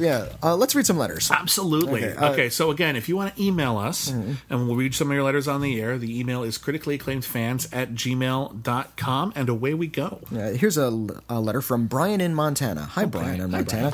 I needed to write to say thank you. I'm a somewhat new listener, but I needed to write. I go through a lot of podcasts as I drive over 400 miles and 10 hours a day for work. Jesus. And need some entertainment to break the monotony. I really hope you're a truck driver. Yeah, that's a hell of a commute otherwise, my God. I heard of you when Witney was on, I believe, the This Is Rad podcast. I was not on This Is Rad. I was on This Is Rad. William was on This It's Is okay. Rad. He discussed Canceled Too Soon, and I started there and then added Critically Acclaimed. You have made both permanent weekly listens. Glad we can fill those lonely hours of driving. Good God. Now, dreading an early morning start and seeing Seven Samurai made me so excited. It's my number one of all time. So thank you for making the start of my week fantastic. Now I need to order a t-shirt from one of your podcasts to my closet. Do you have them to purchase? Keep talking, I'll keep listening. Brian in Montana. Yeah, if you're in Montana, you're driving around a lot. Yeah. There's no speed limit in Montana? No. You can just blast through there because you're going to need to. You're making that up. There is no speed limit in Montana. That is a fact. All right, well, shit. As for t-shirts, we got a couple Cancel Too Soon t-shirts for our other podcast. You can get those on TeePublic. I don't think We don't have there's anything linked to the Schmodown for us yet. No, we're hoping someday we're going to have like a t-shirt for us as like a team on the Schmodown, but honestly it's been like 8 months since we've played in the Schmodown. Yeah, it's been a little while. The demand's been a little low. But maybe at some point. Critically Acclaimed is actually like kind of relatively new. We've only been doing it for like 4 or 5 months now. Yeah. And, you know, we're still sort of building that up and sort of gauging people's interest and that sort of thing. So the fact that you asked is great. And it lets us know that someone might be interested and maybe we can pursue that. So thank you for that. Here's a letter from Jeremy. Hi, Jeremy. Hey, Bibs and Wits. That's us. Would that nickname work, Whitney? Wits? Yeah. It's not bad. Sure. I'll take it. You're witty. I've been listening since you guys joined the Schmoes iTunes feed and have enjoyed your banter and opinions, though I will admit to some eye-rolling when you mention the French New Wave. But I understand that you probably have more knowledge than I do. Yeah, I should really try to see things that are out of my wheelhouse. Cough, horror, cough. My question. Do you ever worry that critics could build up a movie so much in fans' minds that it could never meet that expectation? I think of La La Land. Here's looking at you, Scott Mance. Yeah, it was a fine movie, but initial critics seemed to praise it as the next West Side Story or Singing in the Rain or other massively wonderful musicals. Then people saw it, and the backlash hit. Does this concern ever cross your mind when suggesting movies? I used to work selling movies, and it always worried me when I would try and talk/sell a movie I liked. But I remember one time I got so passionate about how everyone should see Schindler's List, and I think that movie can never be praised enough. Are there movies you think can never be hyped up too much, and are there ones that are way too overhyped? Keep up the good work. You break the humdrum of my life now selling sports stuff. I miss selling movies. Well, sports stuff is a noble endeavor as well. Absolutely. As for overhyping a film, that is a danger we as critics have to beware of. It is possible to oversell a film. The ones that tend to, quote, live up to the hype are usually kind of just immediately entertaining. They're not necessarily rich or nuanced films. Yeah, like Fast and Furious 6. Yeah. Is so, like, it's hard to miss the positive qualities because they're literally punching you in the face. So if you hear a lot of hype and you're excited about seeing a big movie, a big release, and you see it and it meets every one of your expectations, chances are you're not going to be able to go back to that a lot and get more. You'll just be able to relive that same experience. The ones that we have to worry about overselling are the ones that we feel are kind of nuanced. And we're actually kind of thinking about it constantly over and over again every time we hype it. And we're thinking about how complex it is, and that's why we keep on selling it, because we feel that there's more to digest as we go. These sort of they're often dramatic films or films with a dramatic underpinning. They connect on an emotional level, but the problem with the difference between broad entertainment, like a Fast and Furious movie, and a sort of broadly emotional movie like Moonlight or The Half and Half Point, like La La Land, which tries to be really emotional but also has these big Hollywoody elements, is that emotional connection is very personal. And you can appreciate it, but it might not necessarily connect with you the way it will connect to other people. Yeah. Now, some people will connect to it so strongly, hi Scott Mance, that it will mean so much to them that they don't think it is possible to hype it up enough, because even if not everyone appreciates it, some people will. But the real issue, I think, is nowadays, in this world where film criticism doesn't necessarily have its corner.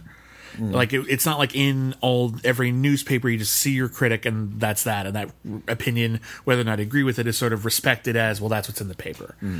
Nowadays, everyone's shouting at you on social media, and in order to make an impression, like you want to, if you really want someone to see a movie because you think it's great and it deserves an audience, there is an inclination to start building up and use more colorful language, bigger metaphors, and potentially hyperbole. Yeah. To say like, no, you gotta understand. OMG, it's the best ever. All the feels. See this movie immediately. Yeah, and a lot of people, like, this is the difference between a critique and a reaction, because an initial reaction can have all of that enthusiasm, but a critique requires a bit more nuance. Yeah. So you see a lot of people coming out of a premiere, and you'll see, like, these articles online, first reactions to Avengers Infinity War are in. That's the first reaction. Your reaction is immediate and emotional. That's not necessarily a nuanced critique. Nuanced critique, on the other hand, doesn't necessarily sell it. If you want someone, if you think it's worth seeing, you want to be sort of positive about it. You're trying to, like, get people to see good movies, right? I would look for I'm not sure if Scott Mantz actually wrote a review in print of La La Land or wrote any sort of essays. Not that I've seen anyway, but he was so positive on that movie. I would love to read his initial review of it, or even an essay he wrote more recently, to kind of delve into why he thinks this is such a great piece of art. I sat next to him the first time he saw it. Okay. I was at the Toronto International Film Festival. We were both at the same screening. Did he go wild in the theater? He was really wild for it. And listen, I liked it a lot that first time. And what was interesting was La La Land is a film that I gave a very positive review on when I first saw it. And I'll be honest here, I think a part of me was affected by this, because at the time it was this little movie from the guy who did Whiplash, and who knows if he'll ever find an audience. So I was kind of focusing on the positive. There's a lot of things I like about La La Land. I think it's very sweet. I think some of the music is really great. I think the opening is a really fun little takeoff. I think about the opening of La La Land when I'm stuck in gridlock traffic in Los Angeles freeways. I do. It's a good bit. Like, I think some of the performances are nice. There's good bits in there. I like it. I still only think of the Everybody Hurts music video. My point is that there's a lot to like in La La Land, and I was emphasizing the good because I thought it deserved to find an audience. And then it found an audience that overlooked all of its flaws. And I was like, okay, I need to start talking about its flaws a little bit more, because I think we balance it out a little bit. I think we overshot it a little. Yeah. I think we went a little too nuts, and I think we've sort of... We assumed it would have a hard time finding an audience, when in fact it would have a hard time being criticized. There's give and take, there's balance, and people just change their minds sometimes about stuff. But when it comes to hype, I mean, honestly, here's what I'm going to say. I think a professional entertainment personality who talks about the quality of movies, whether you call yourself a critic or not, has a responsibility to temper yourself. To be reasonable. But if your enthusiasm is genuine, and if you're honest about it, and you can honestly say that in a month this won't wane, which sometimes you can do, like Mad Max Fury Road, I will always be high on that movie. That movie will always kick ass, and everyone should see that movie because it's fucking phenomenal. That's one thing. If you think, on the other hand, I saw this, and in a month I will say it's just another fun movie. Temper it. Yeah. Keep that down a bit. Like, let it boil down. Let it simmer. Like, we can go way too far. But yeah, anyway, long story short, too late. Yeah. It's something we wrestle with, and it's something we're constantly wrestling with, and it's something that is increasingly relevant nowadays. Yeah. So it's a great question. The solution: read a review rather than a tweet, or the Rotten Tomatoes score. Well, go to the Rotten Tomatoes website. Yes, look at the score, and then read the reviews, both positive and negative, that led to that score. Well, honestly, I think it's important just to remember that even though, like, because Rotten Tomatoes only is positive or negative, it's thumbs up or thumbs down, and almost any review you're going to read on that site will have some nuance to it, unless they're crazy in love with it. Yeah, like there will be just like, and it's good. It also has these problems. That's what's really mostly what film criticism is like. Yeah. It's good, but, or it's bad, but. Every once in a while I see something that is just atrocious or that is just sublime. But on both sides, that's rare. Yeah. Here's a letter from Jonathan. Hello, Jonathan. Hi, Bibbs and Whitney. Recently I watched Annihilation on Netflix, as I'd been seeing lots of positive comments online about it.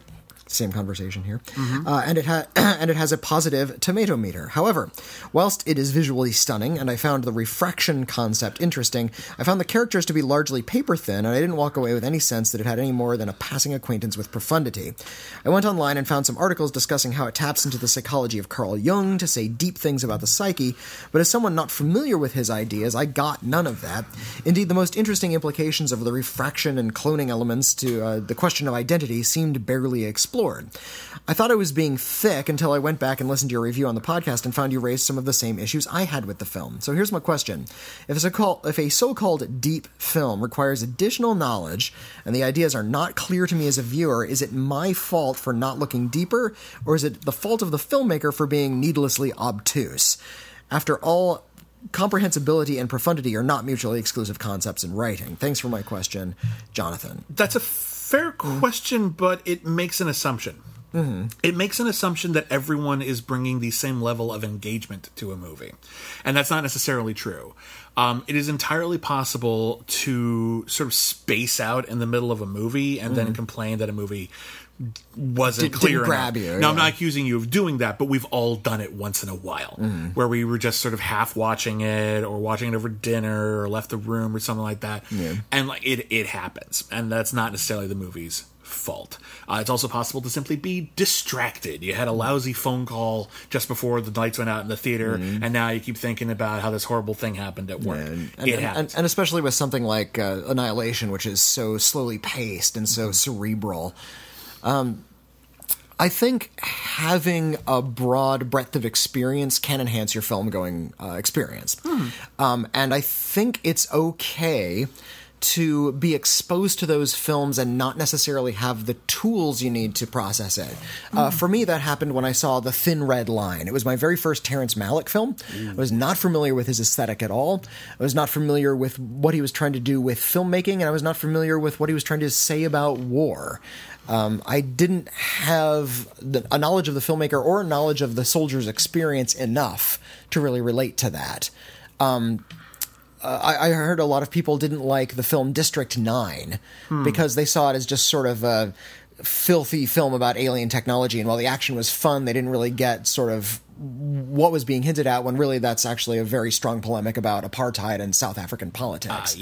If you know about South African politics, that's a really profound movie. That's true. If you don't, it's just an exciting action film. And that's true for a lot of things. Like, it's possible to watch a film from another culture or another time period, and you can appreciate the surface level of it, but you're not understanding the significance of why the story is being told. I think if you sit down in a film that is like very culturally different or contains ideas you're not familiar with, try to treat it as like a good introduction, perhaps. Think of it as you walked into a college class, but you missed the first day. Yeah. And ask yourself, do I want to find out more about this class? And the answer might be no. And that can be the movie's responsibility. Like, a movie can have a bunch of big ideas, but if they're not selling you on the idea that those ideas are worth exploring, even if the movie itself doesn't necessarily take you to all the places you need to go, you look at something like 2001: A Space Odyssey, which is full of big ideas and doesn't articulate a lot of them. That's, it invites you to do some work. A lot of movies are asking you to contribute a bit of work. And then is homework necessary? Maybe, maybe not. The real question is whether or not you think, after watching the movie, that the filmmaker can be trusted to have something salient to say, and are you interested enough to pursue it more? And the answer might be no. The answer may be not now. I was going to say this. Like, eventually you might get to a point where all of these ideas become more interesting to you and you want to read more about it, and that's a thing that happens. That's why I think it's important that even if you don't understand it, and even if you don't like it, it's important to expose yourself to it, because you have that tool in your brain, and it may make sense down the line. You may encounter a work of literature, or you may meet another person who can not necessarily just sit down and explain it to you, but can expose you to the thing that film was getting at originally. And you may go back in 10, 15, 50 years and finally understand what it was getting at. That being said, it is also entirely possible for a filmmaker to have their head up their butt. This is also true. It is also possible for them to get so high on the idea that they're making a big statement that they make the statement, but they fail to make an entertaining motion picture. Richard Kelly. Ooh, Southland Tales in particular. I finally watched that, by the way. That movie is... Welcome aboard. That movie's bonkers. Wow. But he's not alone on that. And if you get the impression that the filmmaker is just kind of talking to their own audience and leaving you out of it, and you're not engaged enough to want to know more, that is on them. Provided you give the movie a fair shot, that's on them a little bit. But it's entirely possible that you're also missing out on stuff. So listen, this is a constant conversation. Yeah. I think a lot of people think that movies are a thing that happens to you. Movies aren't conversation. Movies are someone telling you things. You respond to that with your reaction. This is how people become critics. And then if the movie has answers to your questions, or if you can interpret from within the movie a greater conversation with that movie, that's how we fall in love with movies. That's how we continue to explore them and discover new things in the movies that we like over and over and over again. Some movies are about things that don't interest us right now, or that we don't have personal experience with right now, or topics that we haven't studied or aren't interested in studying right now. And that happens. Or from cultures we're not familiar with. Yeah. And that happens. And this might not be the thing for you right now, but maybe you'll revisit it. That said, I think Annihilation sometimes falls into a rabbit hole of its influences. And if you have seen Stalker, you'll get more out of it. On the other hand, you've already seen Stalker. So I think, so even though there's a lot of things I really admire about Annihilation, I do think it's one of those... Annihilation is way more engaging than Stalker. Well, fair enough, but my point is that it doesn't exist in a vacuum terribly well. And if you have this sort of... I think there's two possibilities. You've either never seen any of the things that influence it, and it'll blow your freaking mind, or you'll have never seen any things that influence it, and you won't know what to fucking make of it. Yeah. And both of those things are plausible. I'm going to explore Annihilation again at some point, and I feel like my interpretation or my response or my overall feeling about that film will shift over time, because there's a lot going on in it. Maybe it'll be positive, maybe it'll be negative, I don't know. It's been growing in my estimation. One more letter? Last letter. All right, last letter. This one comes from Pedro. Hello, Pedro. Hi. Hello, Witney and Bibbs. Greetings from Brazil. Ooh, hello, Brazil.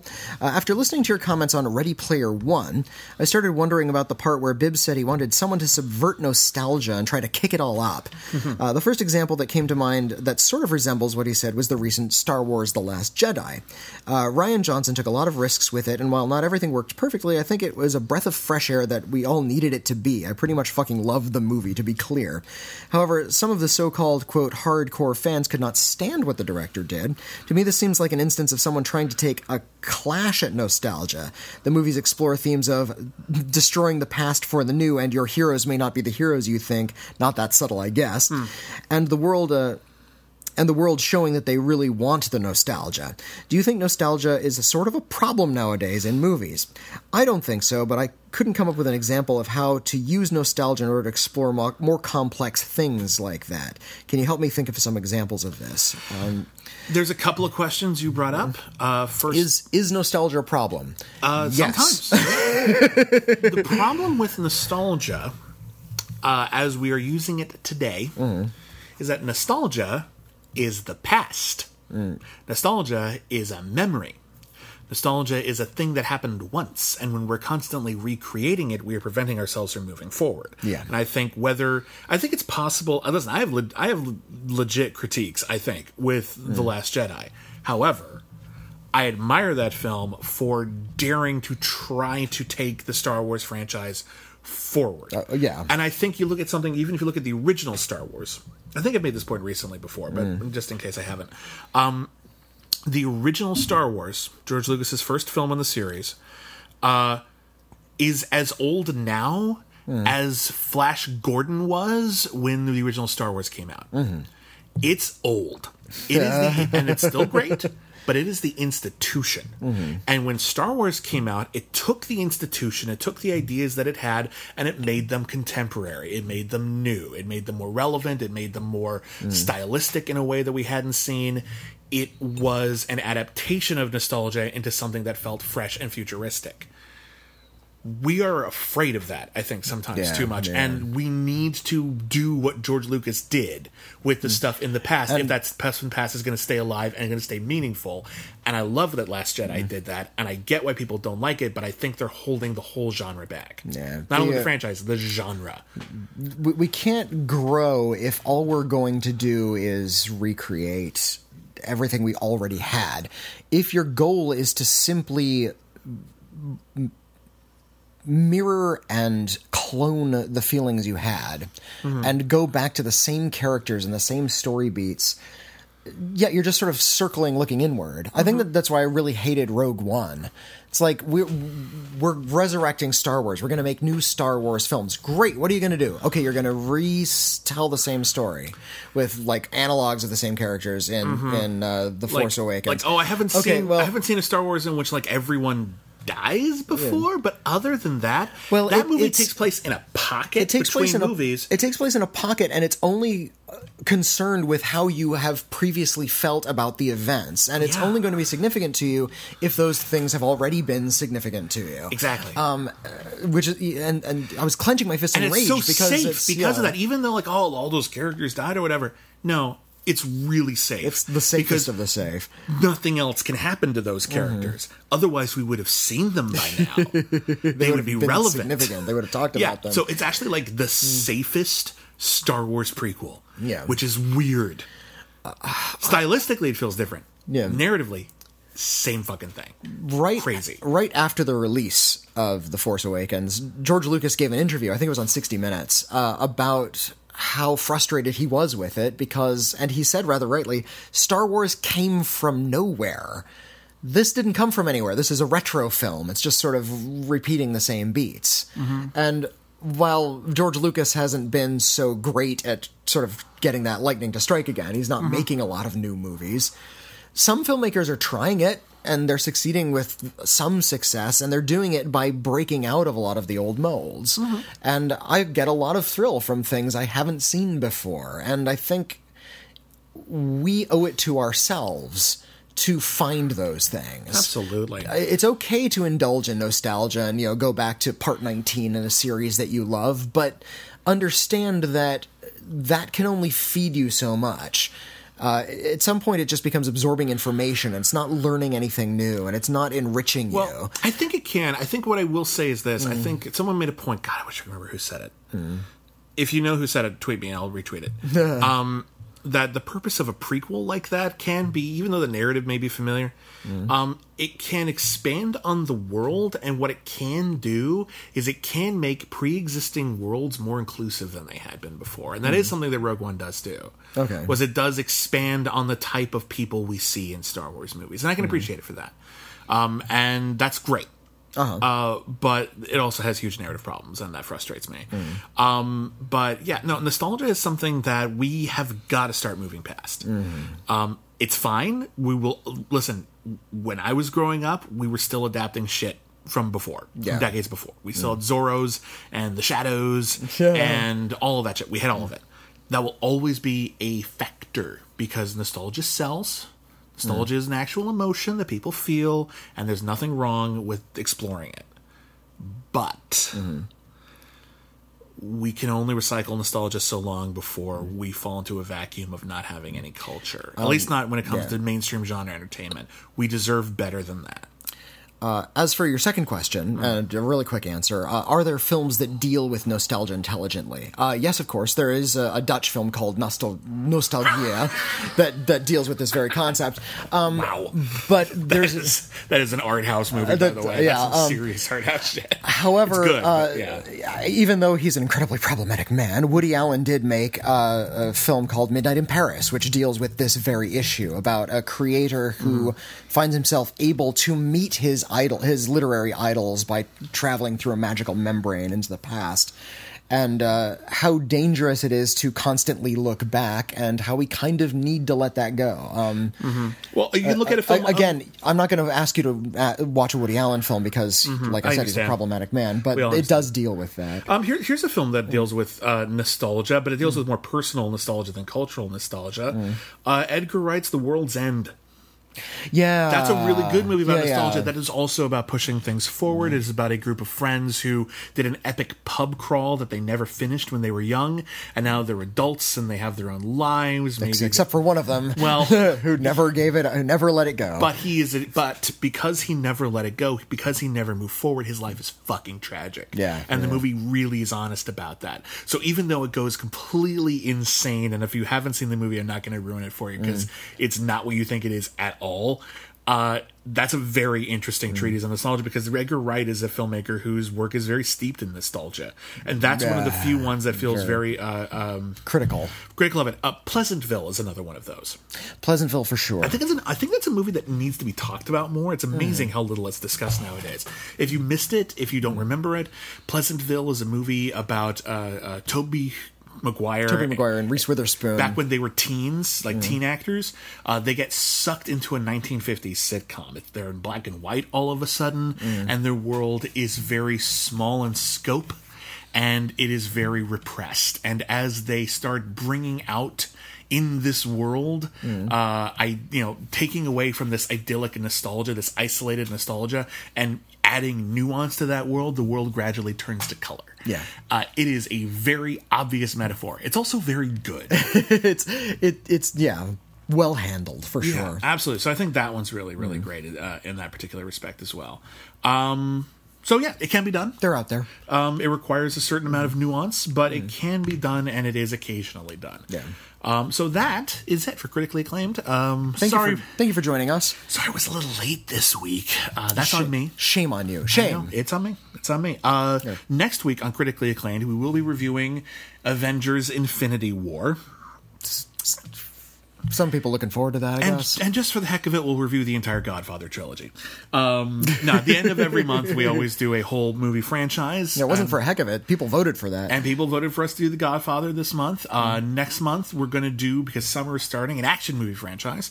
The poll is currently up on Schmoville. It may already be a landslide. It often is. But your options were, or are, Rambo, 4 films in that series. Jack Ryan, there are 5 films in that series. The Tom Clancy films, Hunt for Red October, Clear and Present Danger, Patriot Games, etc. And Taken, the Taken trilogy, about which I have very mixed feelings. I once wrote that Taken 3 makes Taken 2 look like Taken, and I think it's maybe the best line I've ever written in my whole life. We did a commentary track for Taken, and Taken is a pretty terrific in quotes movie, because it's really exciting to watch, and it is morally reprehensible. Like, you can't defend that movie. And yet, I love that movie. Yeah. But you have to take it with a grain of salt, because in many respects, it's really gross. It's also very political in a way a lot of people don't really give it credit for. Anyway, I think the Taken movies, even the bad ones, are kind of fascinating. I'd love to talk about that. I'd love to talk about the Rambo movies. I'd love to talk about the Jack Ryan movies. I love all those franchises. So that'll be really interesting, whatever you pick. But again, in the meantime, next week, Avengers Infinity War and the Godfather films. It's going to be a big one. So thank you, everybody, for listening.